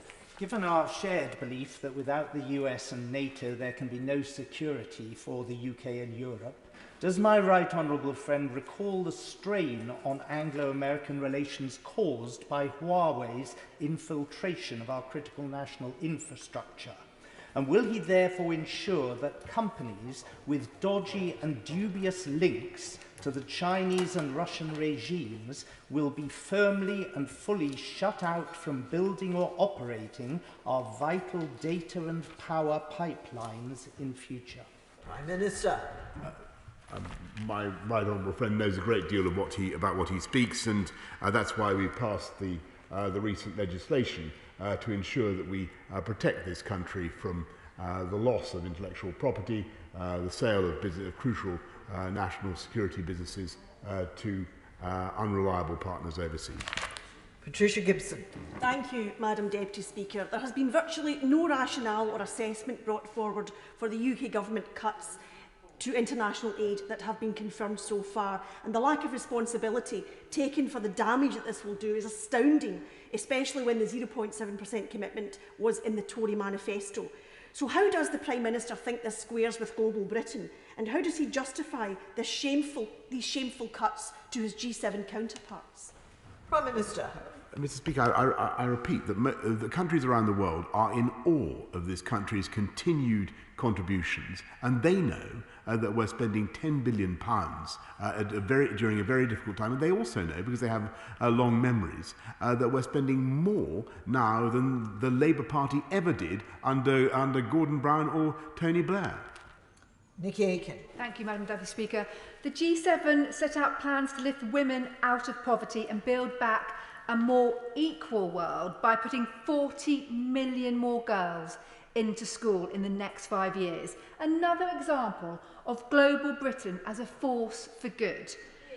Does my right honourable friend agree that investing in women and particularly girls' education is one of the most efficient ways to create economic growth in developing countries?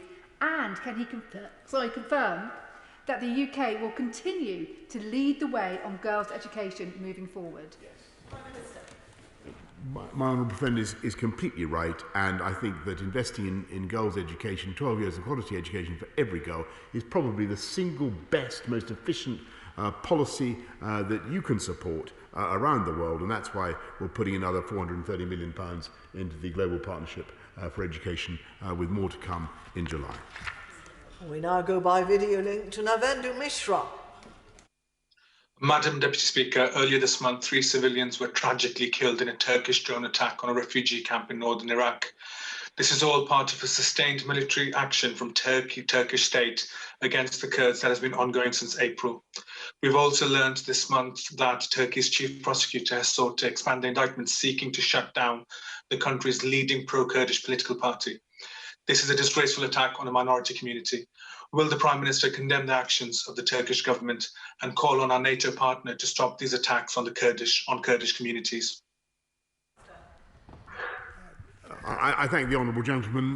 The situation in north western Iraq is extremely complex, and I think we must accept that the Kurdish fighters have done an extraordinary job against ISIS and against the forces of Bashar al-Assad, but there is clearly a long-standing difficulty in their relations with the Turkish forces, who themselves are bearing the brunt of a huge crisis of refugee flows. But I will study the incident that he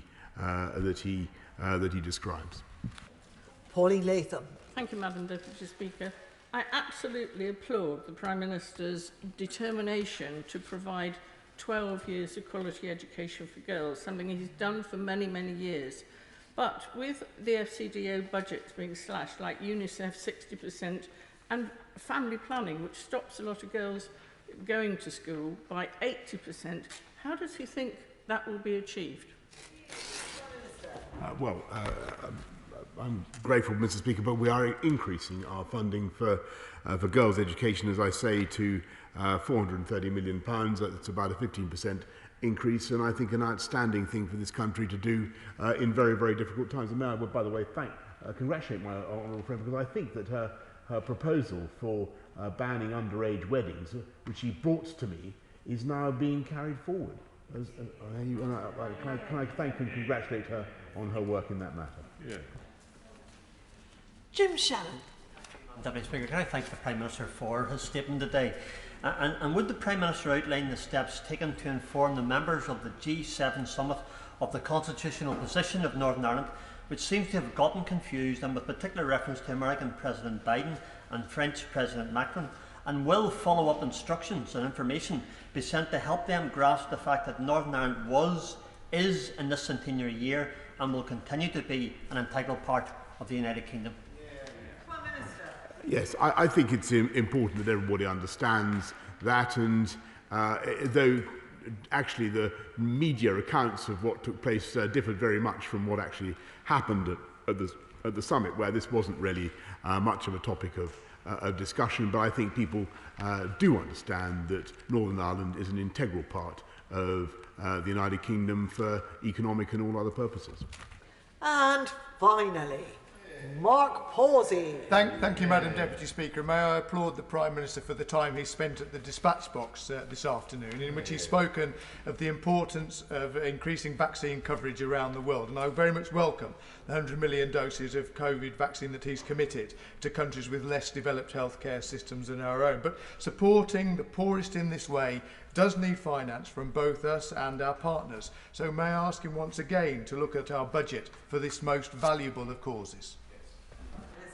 I thank my honourable friend, and he's absolutely right that this should be one of the great focuses of UK spending in the next few years. Overseas spending. I repeat what I said earlier on about the 70 million doses next year. That will not come out of the existing ODA commitments, but clearly funding vaccine technology around the world is one of those things in which this country excels, and we're going to be doing a lot more of it, Madam Deputy Speaker.